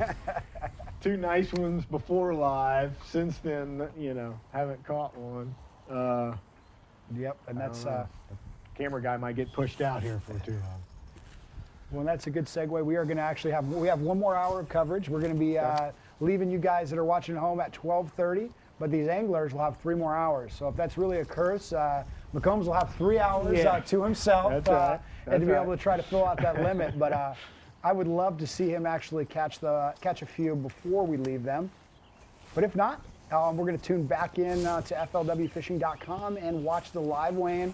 Watch Chris Jones really break down and bring the exciting finish to this live feed and see who actually gets to hold up the potentially $125,000. Just because I know Byron does the Chris Jones in here, I just think mine's better. I'm gonna. Let's hear it. Show us your 2 best bass. There you go, Byron. I like it. All right. I know Byron's watching at home as well. He's actually going to be back joining us for the Forest Wood Cup. And Byron, you have a couple more events. You have a couple more months to work on your Chris Jones voice, and we'll see who. Maybe we'll have to have you guys both together because you guys will both be in the same place then. And we're going to have a contest. The Chris Jones voice. A voice off. The voice off, and then Chris Jones can be the judge of that. Yep, and Chris Jones will be there, so it might be a fun time. And I know Chris is watching this right now laughing as well. I miss these, man. Now that one looked like it had gotten the bait a little better.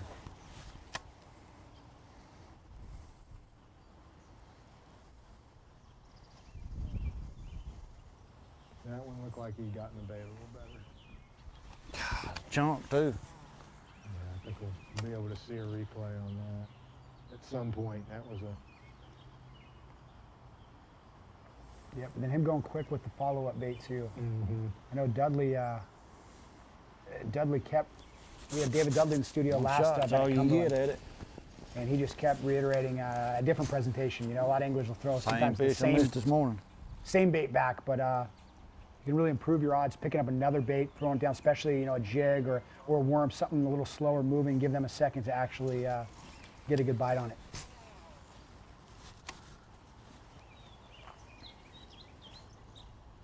Oh, I just got the. Yep.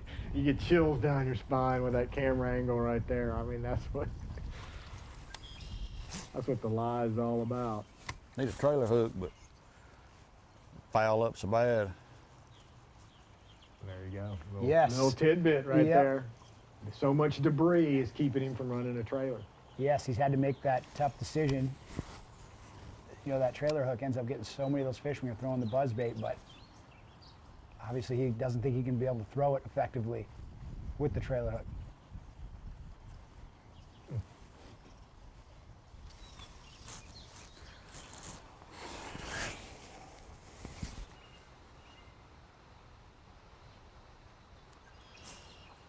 while. A moment of Something's not right. These fish are hard to find, man. I gotta do something.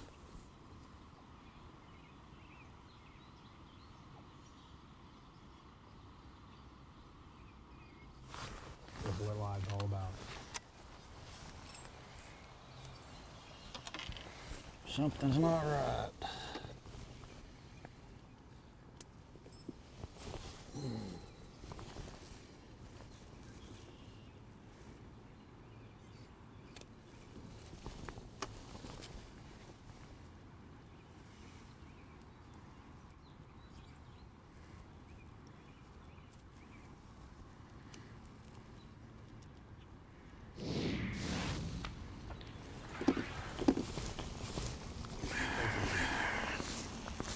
I think this is the one he missed here. Let's take a look at this. I think this fish got it a little, just.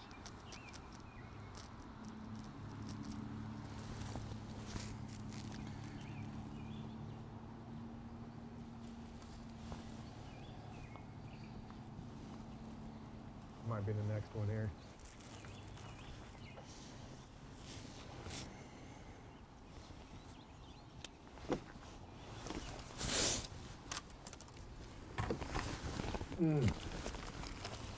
Yeah. Wow, it definitely took that bait That under, one too. pulled it under, yeah. His cork went under on that one.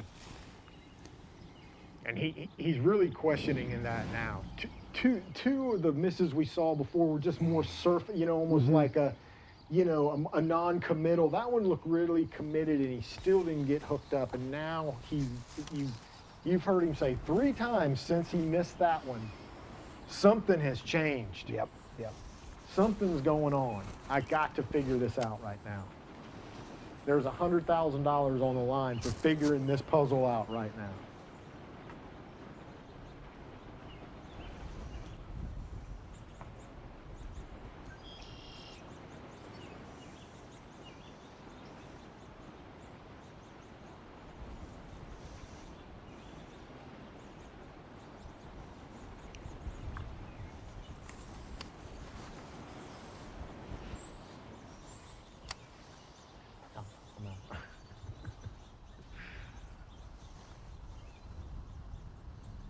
Yep, McComb's trying to figure out the different puzzle pieces here. One of his running theories is that the live coverage is is jinxing him, and so we'll be able to test that out after 12:30. I'm not sure exactly what he went to there. He went to tie on something else. He put a lizard on. Okay. And I couldn't tell how, I don't know if he's got a little bullet weight on there or what, but definitely a change up, because he's been throwing predominantly buzz bait, the spinner bait. But this may be a great opportunity for him to test some other things out. A fish showed itself right there.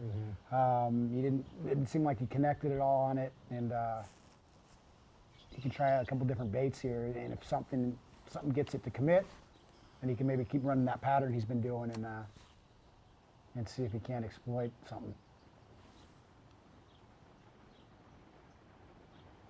And even if he figures out a good follow-up bait, he's throwing these buzz baits, the fish are showing themselves, they're coming out and slapping at something, so it shows they've got a little bit of aggression going, but it might just be finding the right bait then to follow up once those fish show themselves. Some of his buddies told me last night. He ain't gonna bite.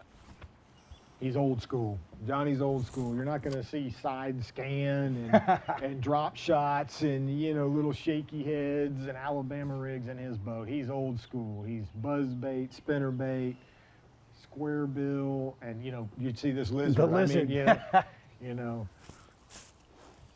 I even saw him bending an old hook back into Yep. place here. He's... if it ain't broke, don't fix it, I guess. Old school Johnny.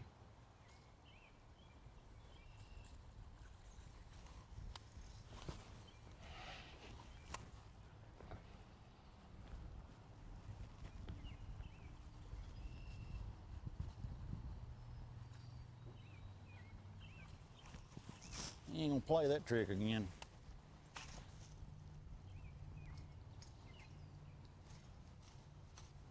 Here we go. Okay, that's more like me. You and I had to feel, we both felt comfortable on that one. Like, all right, he's human. He's Yep, human. that's I right. knew that. We're pretty much the same.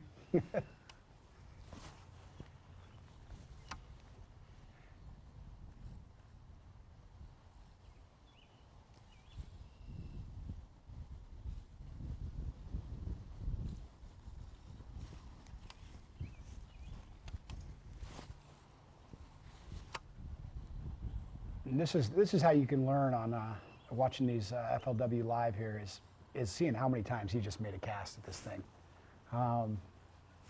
You know, if he's doing it, there's a reason. I don't think I've ever made that many casts at a single spot with a buzzbait.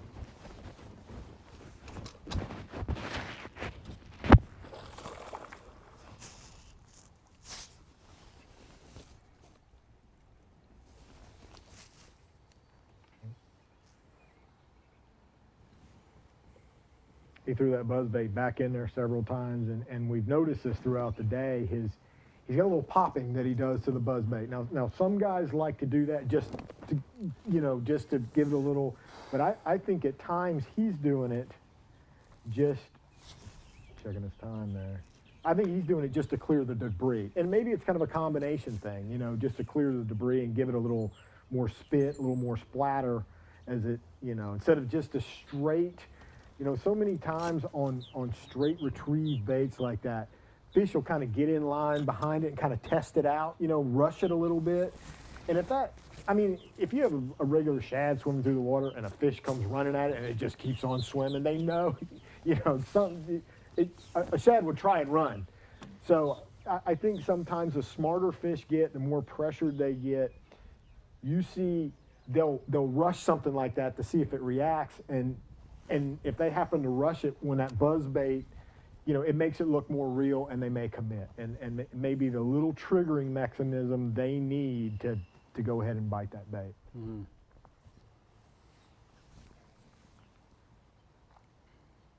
You can feel the sink going on right now.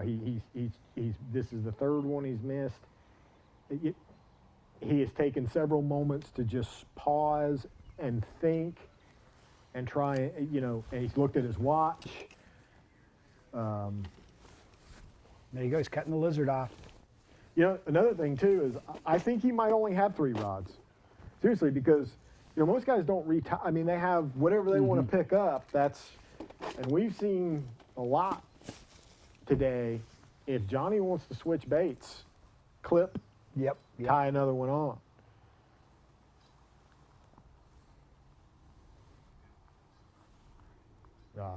And watching these adjustments is so important. I love it. Because he knows he's right there. He keeps missing these fish. He knows he's right there. There's one little piece he's trying to figure out that's gonna get these fish from just missing them to actually being able to connect on them. And probably won't work, but I got an idea. This is gonna be fun.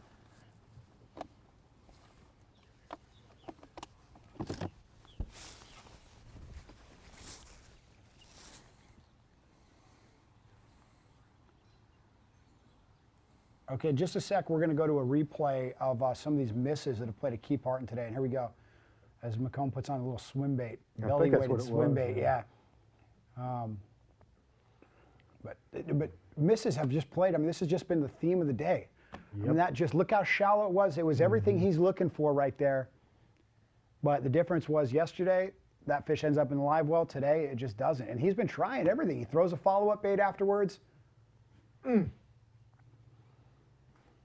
Now, he's been getting upset with himself on these, and so that may also be, he may think he's setting the hook too fast. He may think that he's just getting a little too quick to the gun, but even right there where he's flipping, he's still, they're still not committing fully.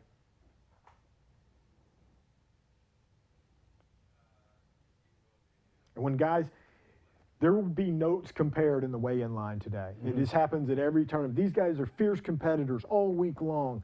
That final 10 gets in the tank, and they'll start comparing notes like, man, they were committing all week, but today was short strikes. I mean, and they start really, seeing the similarities in how their day unfolded and how their competitors' day unfolded. And you're going to hear a lot about that in weigh-in line today. And so what we saw, it looked like McCombs tied on a belly-weighted little weedless swim bait right there.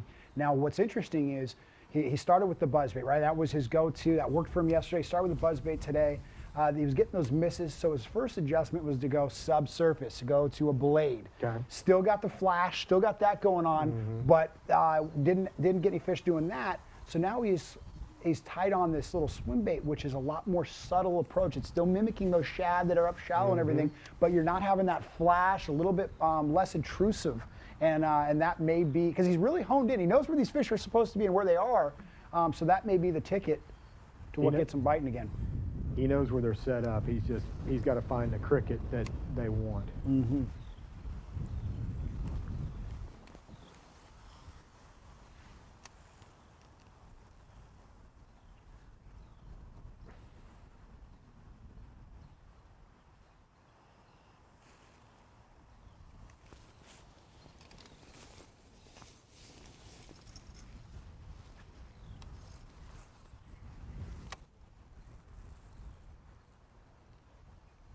Reyes still has not posted another keeper. I mean, if he only knew that McCombs has hit this wall here, you know what I mean?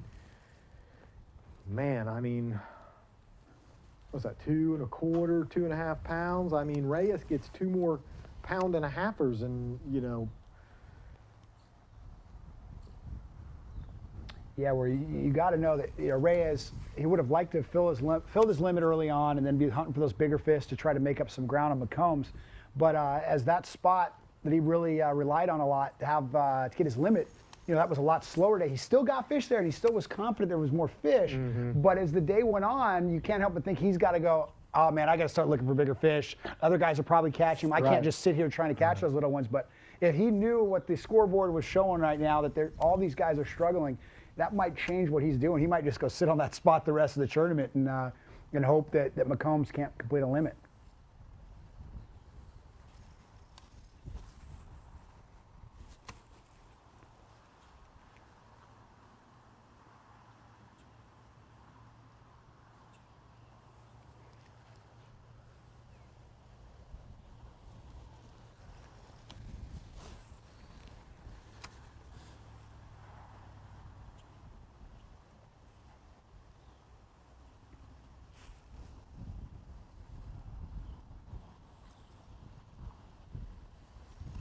Live.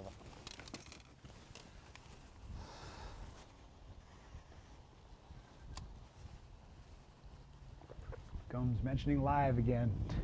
That's definitely one of the factors that's mulling around in his wheelhouse. Hopefully he doesn't make the camera boat leave his boat. Yes, sir. You might let him out on the bank right there. You can walk from here.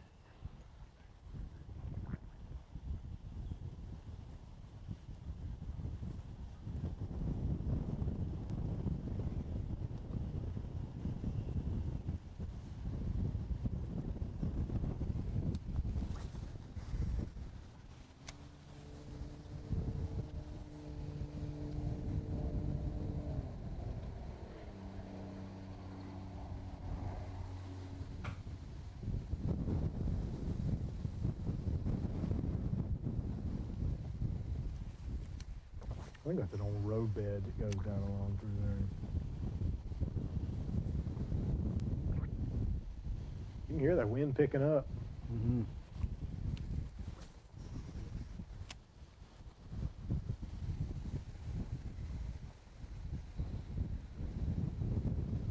Wow, this is.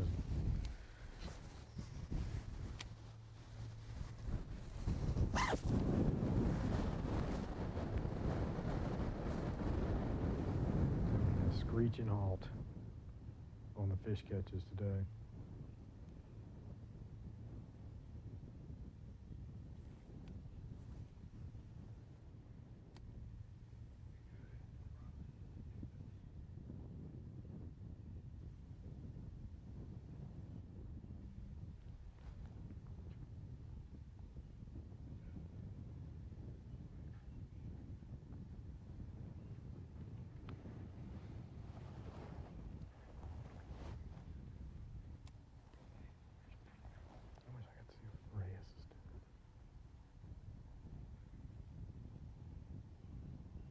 And we're getting a lot of feedback on social media right now. There's a lot of guys rooting for McCombs. A lot of people pulling.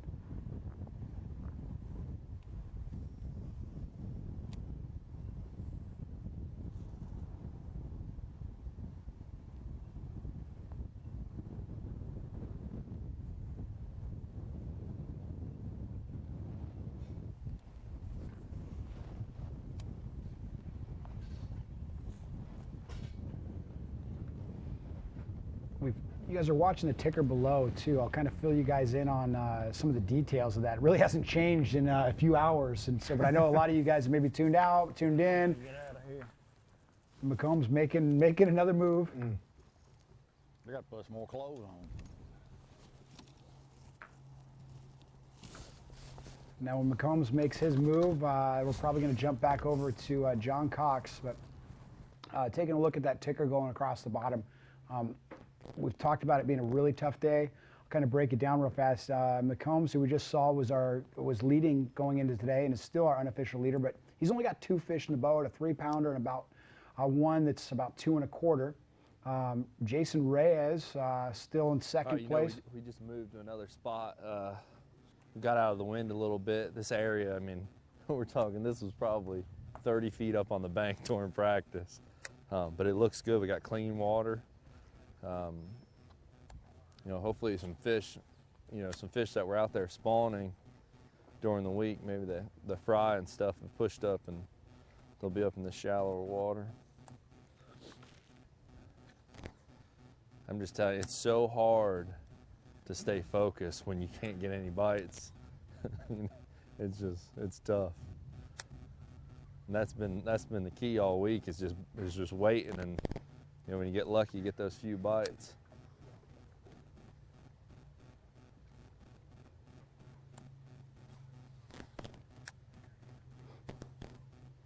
Oh, this looks good right here.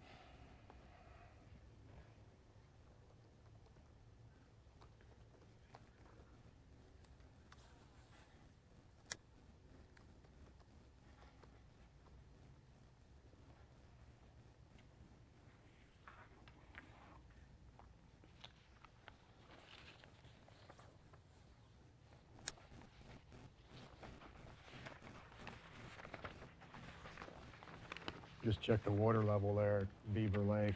1131 is the elevation now. That's, from what I understand, that's a foot over flood pool. It might be the highest I've ever seen it out there.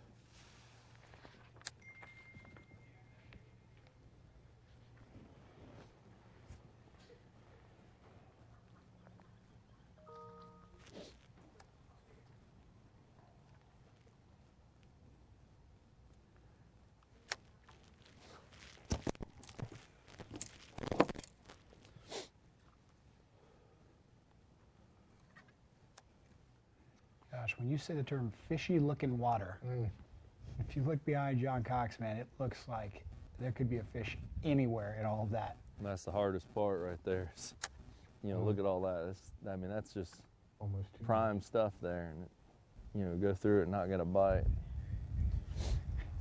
I almost feel like John and I are talking to each other right now.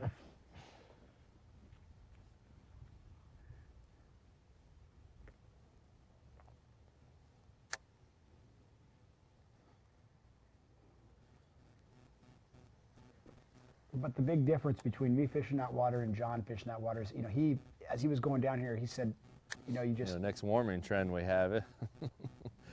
There's no telling how good it will be over in these areas.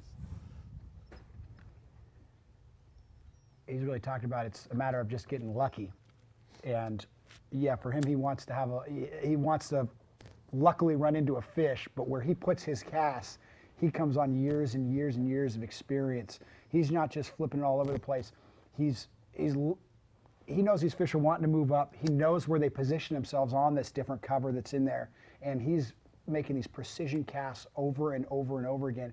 And if you put it in the most probable place over and over and over again, you're eventually, what he's saying, gonna get lucky, but you're really creating a higher probability for yourself of getting lucky.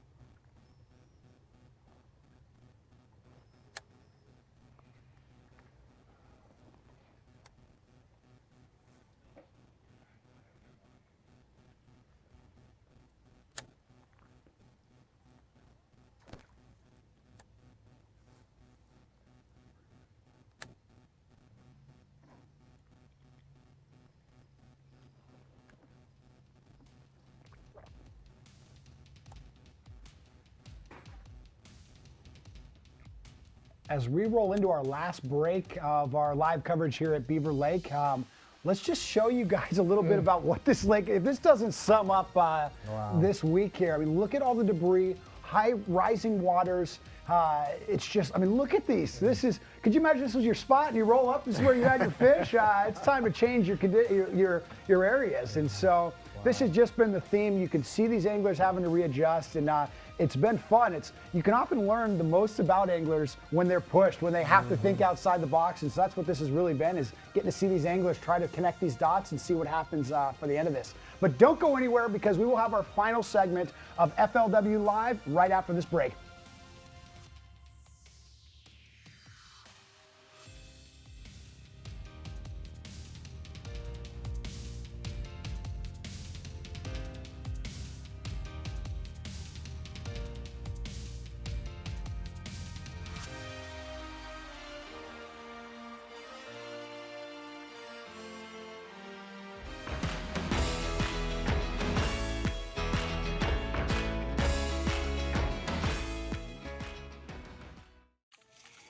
Hey, thanks, Dave.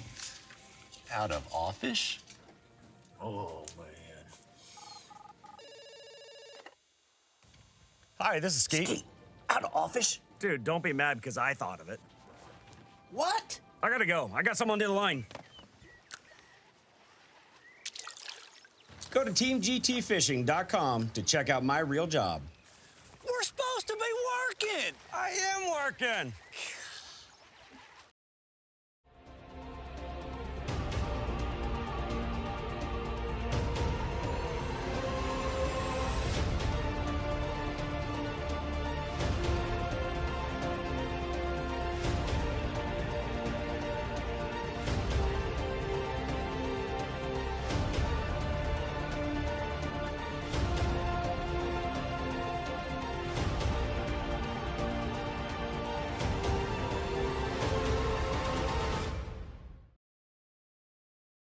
The tools used to work hard have evolved through the years.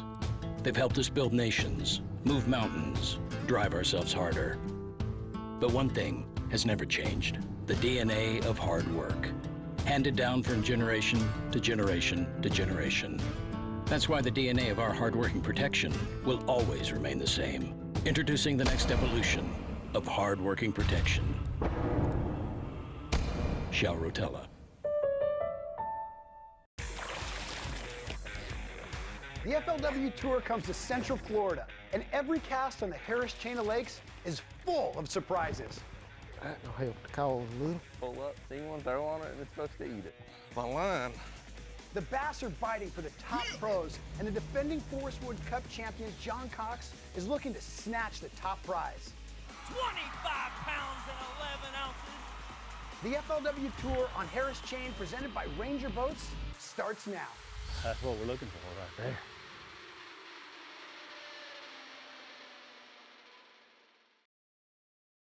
The future of boating is here. Now, get all the thrilling performance of an Evinrude E-Tech G2 in the new 150, 175, and 200 horsepower.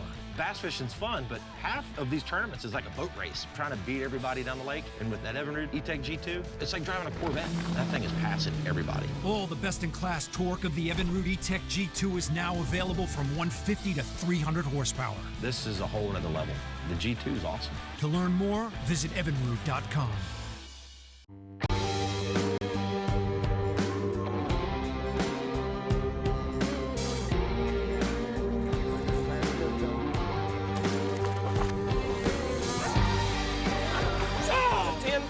Oh, there we go. Look at that! The best bass anglers will compete May 18th through the 21st to win the FLW Tour on the Mississippi River. Come to the Expo at Veterans Freedom Park.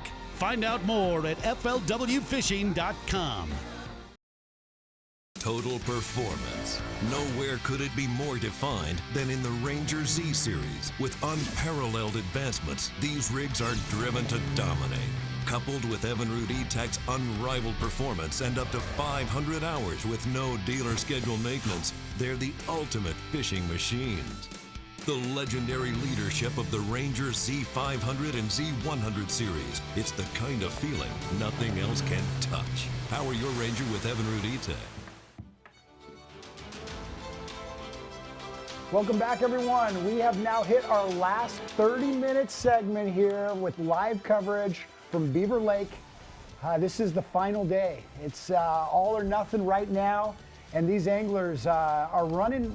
We're halfway through the day. They're definitely running out of time. Some things have to be made. Some adjustments need to be done, and McCombs seeming to be making an adjustment. We found out right before the break, but also right before the break, I got a quick text update from Scott Martin, who actually won the last event over at Lake Cumberland, which was our 4th event in the FLW series. But Scott talked about a story back in 2008. We had already mentioned this a little bit about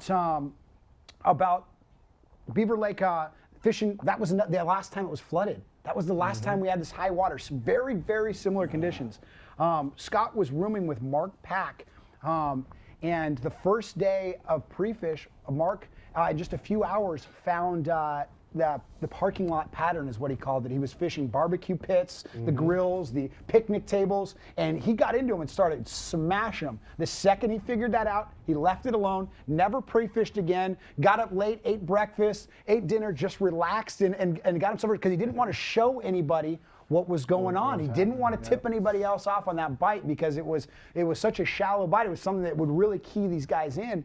And he ended up just running away with that event. And so that was the last time this was. And you see McCombs definitely doing the similar pattern. So thank you, Scott, for the flashback. And actually the one that covered that event, interesting enough, I checked this article out on the break. The one that wrote that article about Pack winning that event was Rob Newell. So you want to know how long he's been covering these events. I've forgotten stuff like that. I do remember that event. I remember the guys fishing like this up in the lawns, up in the grass, up in the flat areas. I remember one of Pack's primary areas was a big boat ramp that was submerged where the gravel parking lot was to a big boat ramp there. And I think the difference was then is that water had stabilized some. These guys, it just keeps coming up and keeps coming up. And yeah, that was the first time I'd seen the parking lot pattern or the front lawn pattern out here.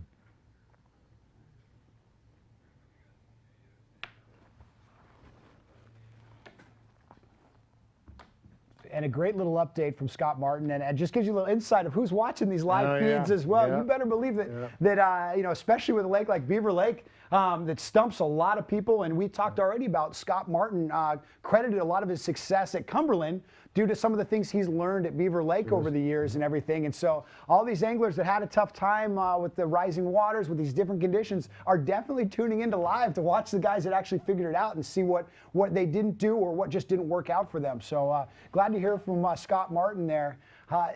Now, the difference you said about that rising water, where back in 2008, that water level had kind of tapered off. Those rising conditions kind of, they balanced themselves a little bit, where that isn't necessarily the case right now. Right before the break, McCombs talked about making a change completely. He was going to run out to some points and actually slow down, try to actually catch some spotted bass to fill out his limit. He does not get to see this scoreboard that we're looking at, but right now, with nobody having a limit yet, here we go. We got the unofficial leaderboard up here for the top 10.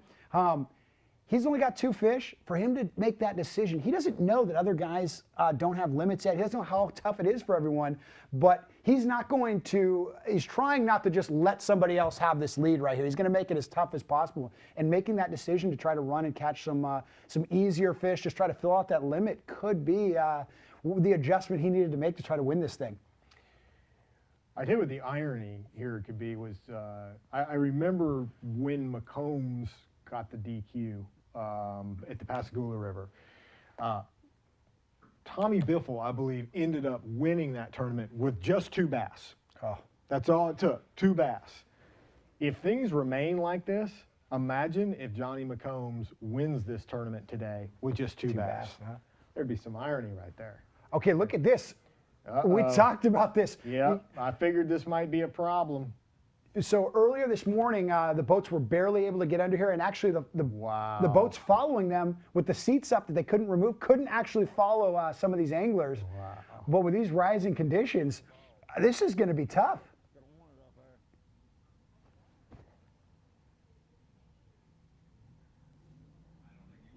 No.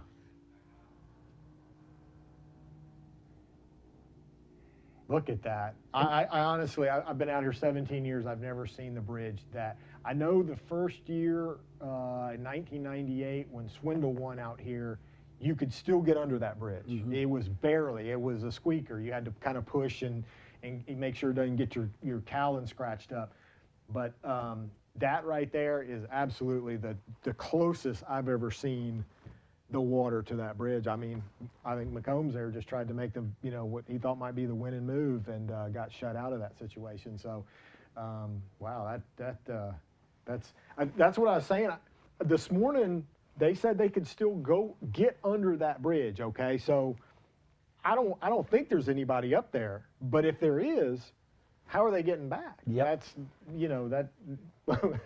What are they going to do, like, jump over the bridge? I mean, I don't know. Well, I've been with some pretty creative guys trying to get in some weird areas before, and one of those things is you turn off your your aerator pumps, or your pumps, and your bilge pumps, and you let that boat fill up with a little bit of water. You have to be creative, because if that bridge is standing in the way of you cashing a big check, you've got to figure out one way or another of getting the other side of that thing. And so these anglers are always showing they're willing to do whatever it takes to actually to get to where they need to be. So I've heard of people filling their boats up, pulling the plug and let it submerge down just enough to get the cowling under, and so that I've kind of been curious about that bridge situation all day, and I don't think, we'll look into it, I don't think anybody's up the river fishing.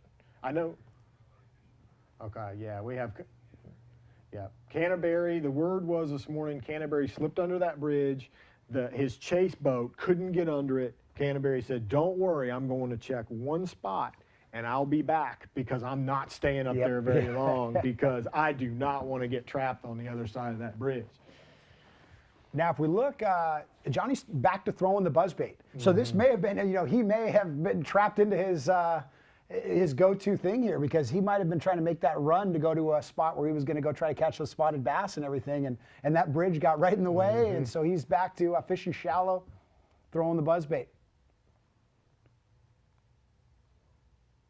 Yep, I've never seen a complete shutout on the 12 bridge there, and it's good to know. I wondered where that point was at which you couldn't get under that bridge. It's 1131 is where we're at. I think it's a foot over flood pool, and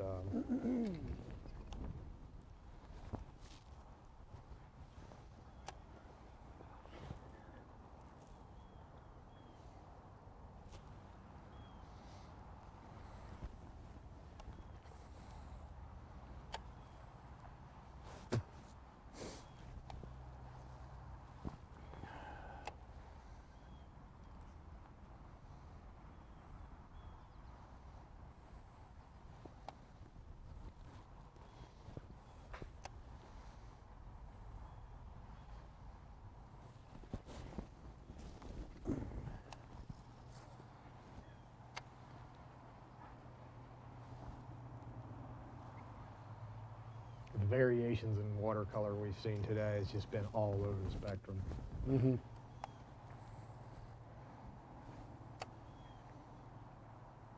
And really within a short distance. You know, it's not like you had to make a long run you can run a mile or two and go from a complete chocolate to a pretty nice stain.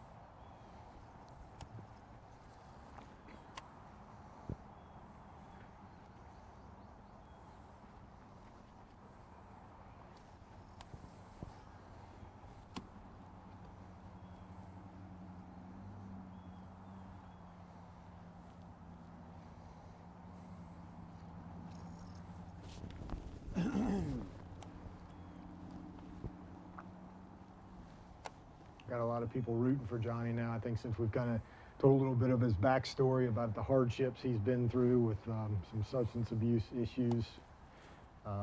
Said he lost 12 years of his life to substance abuse, and is 12 months clean now and back on track and back fishing. And I think that story's gained him a few fans out there.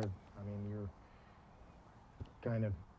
you're pulling for the simple man right here. You know, this is a guy that's been through a lot of struggles. I've had some texts from some good friends of his here this afternoon talking about Johnny's been through some hard stuff, you know, some very, very difficult times that most people would just never been able to recover from. And he's only got 2 fish, but I'm telling you, the irony is that Biffle beat him with 2 fish when he got disqualified in Pascagoula. And if he wins with 2 fish, it's like full circle, you know, full circle redemption kind of thing. And people that know Johnny, I can tell you this, I talked to some good friends of his last night. People that know Johnny, that watch that weigh-in, if this guy wins, there'll be a tear or 2 shed on this. It's a pretty touching deal. Yeah, there's a lot of people vocally rooting for him. You know, a lot of different pros that you've been talking about and everything. They really would like to see him pull this thing off. You always go live when I got to leave somewhere.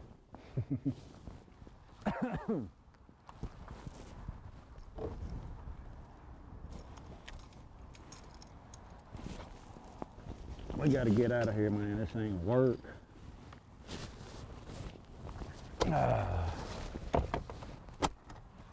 Gotta go back down the lake and get some clear water.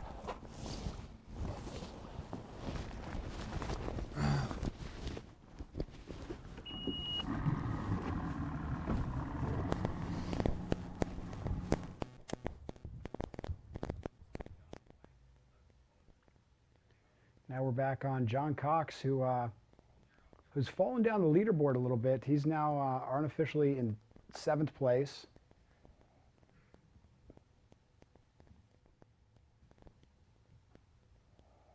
And the guys that have made a little bit of a move are Scott Canterbury, 3 smaller fish. Also Keith Bryan with 3 fish as well. Cody Myers got 2 in live all just 1.5 to 2 pound fish though. So it really seems like guys are just they're looking like, hey, let's scratch together a limit here. Let's come home with 5 fish, if nothing else.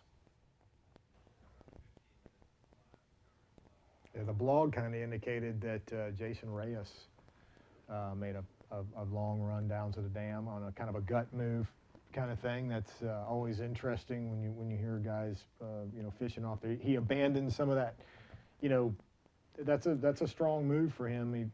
With what he's got in the well, 3 fish there, for him to maybe leave what he feels like a sure thing and go out on a limb on kind of a gut move down the lake in the clearer water. Looked like he was fishing some you know, boat houses and stuff.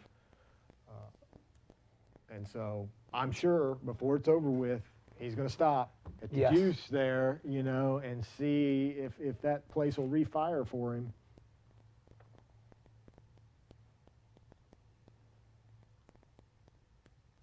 Gosh, you would just feel like you're hunting a needle in a haystack in that right there at this point.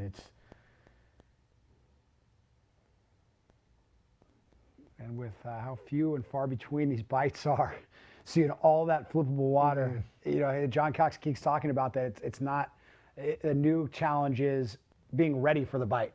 There's so many casts you got to make between bites that, you know, your mind's wandering to what else you should be doing, where the next spot is, should you make some adjustments, and then all of a sudden, boom, there's the bite, and it's over. You missed your chance at another fish.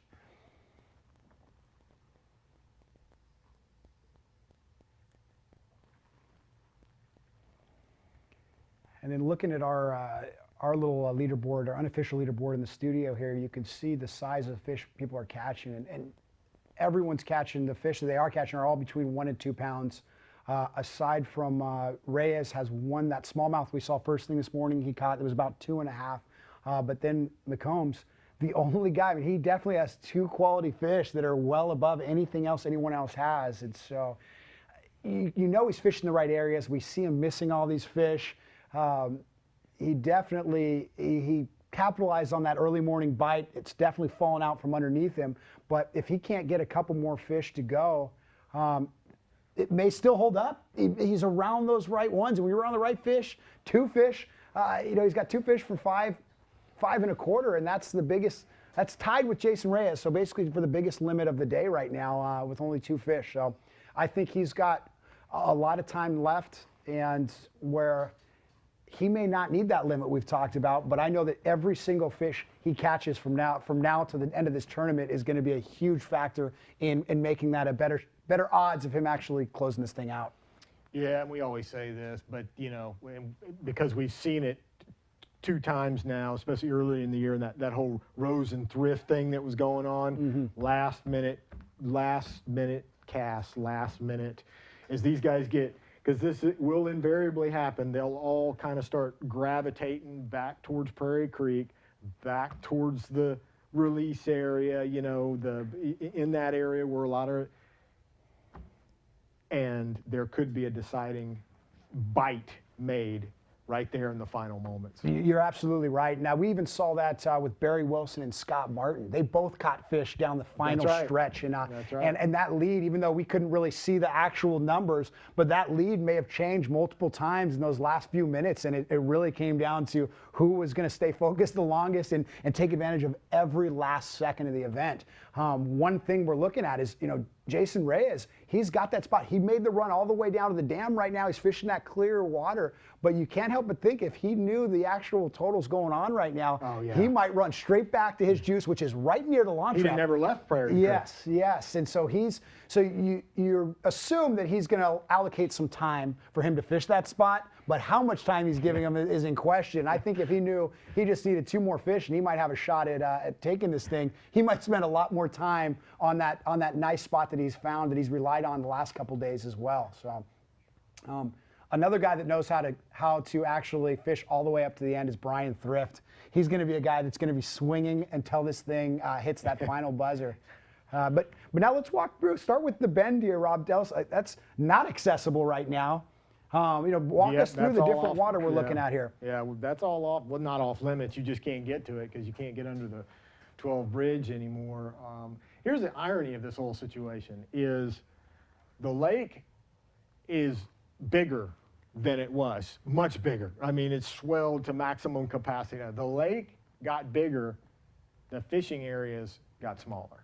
Yes. And you know, that's kind of the irony of what's happened here. So the river is completely out of play due to the mud and everything. Down the lake, you're now talking about 10, 11 feet on top of, you know, the clear water areas, that much water stacked on top of you. You can't read the rocks anymore. You can't read the transition banks and the gravel banks and the kind of places that you would look for smallmouth. That's kind of taken out of the equation. And so, you know, so many times this lake ends up kind of condensing down around that Prairie Creek. You know, I'm just not talking about Prairie Creek proper. I'm talking about the area that's out 3 or 4 miles either side of Prairie Creek. But it is funny that the lake rises, it comes up 10 feet. It's a more giant lake than it was, yet the fishing areas have shrunk. Yes, yes, you're so correct on that. John Cox reiterated what you're saying right there when he was saying, like, there's so much debris floating, everything. Obviously, there's more surface area to fish, but you can't actually fish those with a wide variety of lures because there's too much debris. You really can only flip, and when you're flipping, that you don't cover water very quickly. That's not a covering water technique. You're flipping it, and there is a ton of possible areas these fish can be. It is similar to throwing a needle, finding a needle in a haystack on that. And then when you go down towards the dam, you've got that clear water, but the wind is a big factor down there.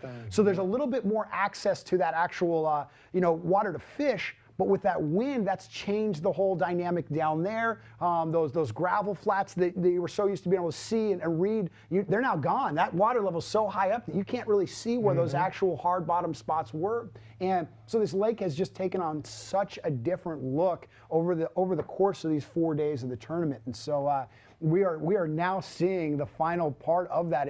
This is just such a scramble of all these different anglers. They are just literally trying to figure out what's going to get them, the last little thing that's going to get them across the finish line right now. They are going through their last little bag of tricks, thinking back to past tournaments, just like Scott Martin was reflecting on 2008. All these anglers are trying to go, what happened? When was this condition like this? When have I ever faced something like that? And what can I do? And you're looking at all these anglers trying everything they've got right now, all the way down to the end here.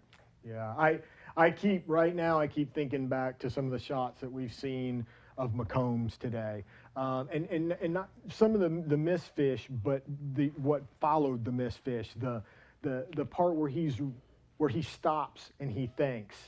We've seen that several times where he just comes to a stop, and you can tell he's processing a million thoughts at one time. He feels like he's just this close to the brass ring, but yet this far away. You know what I'm saying? He knows how the fish are set up.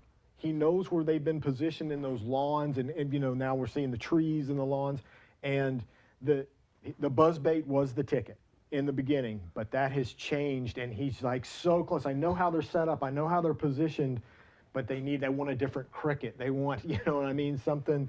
And so this is the cruel irony when you get to this point in a tournament and a guy feels like he's this close to $100,000 yet this far away. Yes, and you really summed it up well there. I mean, it's a lot of times when we're going into this 12:30, when we leave everybody live, and give these anglers the 3 hours to try to finalize things. A lot of times we can see some kind of momentum building. We can see some things that are actually coming forward, and we go, hey, if this guy can keep it up, he may climb up that ladder all the way, and we may see some great results at the end of this thing. But right now, no one has any momentum that we can really see. There is nobody putting some fish together. It's everybody trying to connect the dots, and because we've had the most coverage on McCombs, it definitely looks like he's got the most potential on connecting that last little piece, because we are seeing, and he's throwing a top water so we can actually see the bites, we can see the misses, so it may be a little misleading, but we can see him trying to figure out that last little piece to connect things, and it's going to come down to now is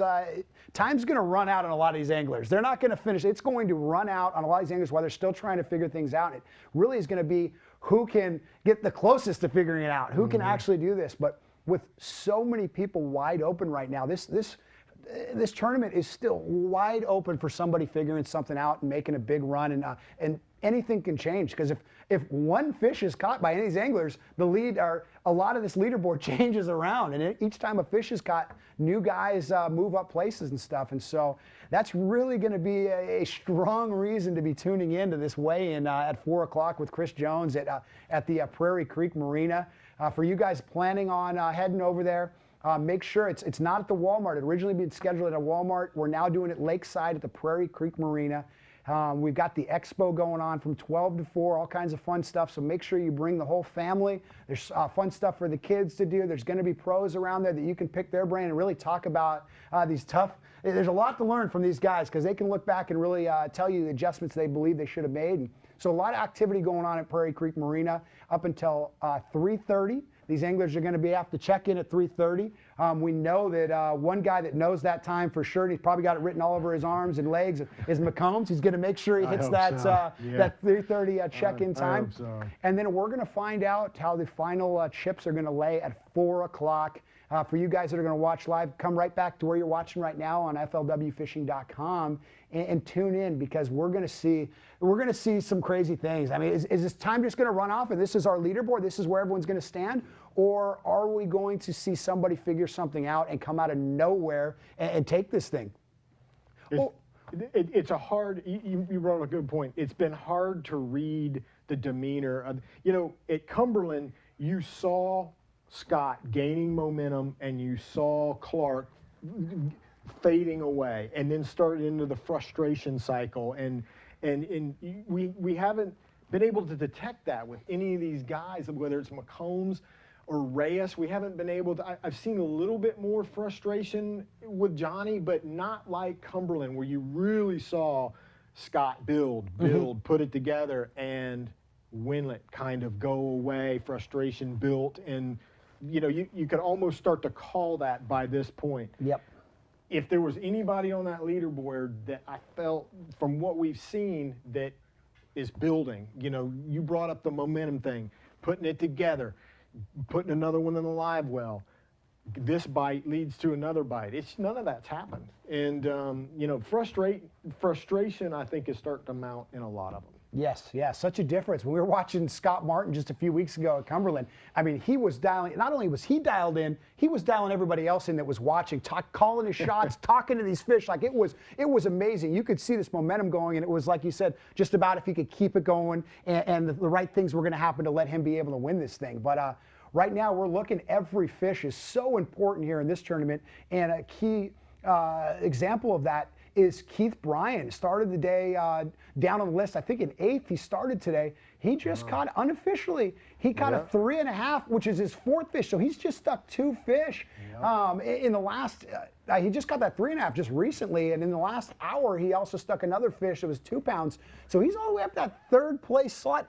So I guess if there is any person that might have a little momentum, it's Keith right now because of, he caught a couple fish. I mean, really, no one else is catching anything right now. So it's going to be all the way down to the wire. I'm really looking forward to seeing how this thing shakes out for these different anglers. This is definitely a little bit different style of a tournament, and it's only going to make the weigh-in just that much more interesting. And hearing what these guys did in these final minutes to make things happen. So, guys.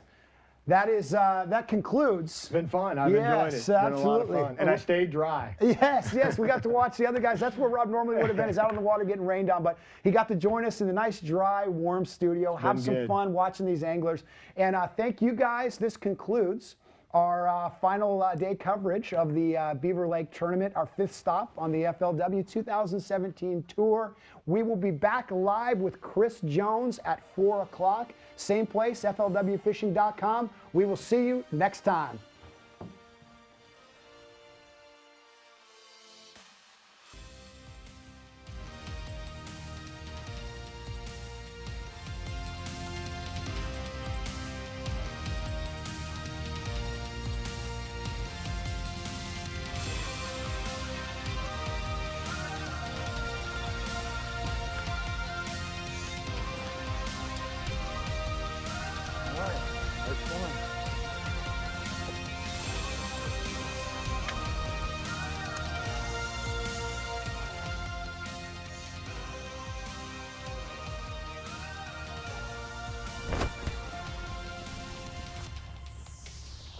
Lay down, baby. Yeah. Got that, baby dog. Hogola.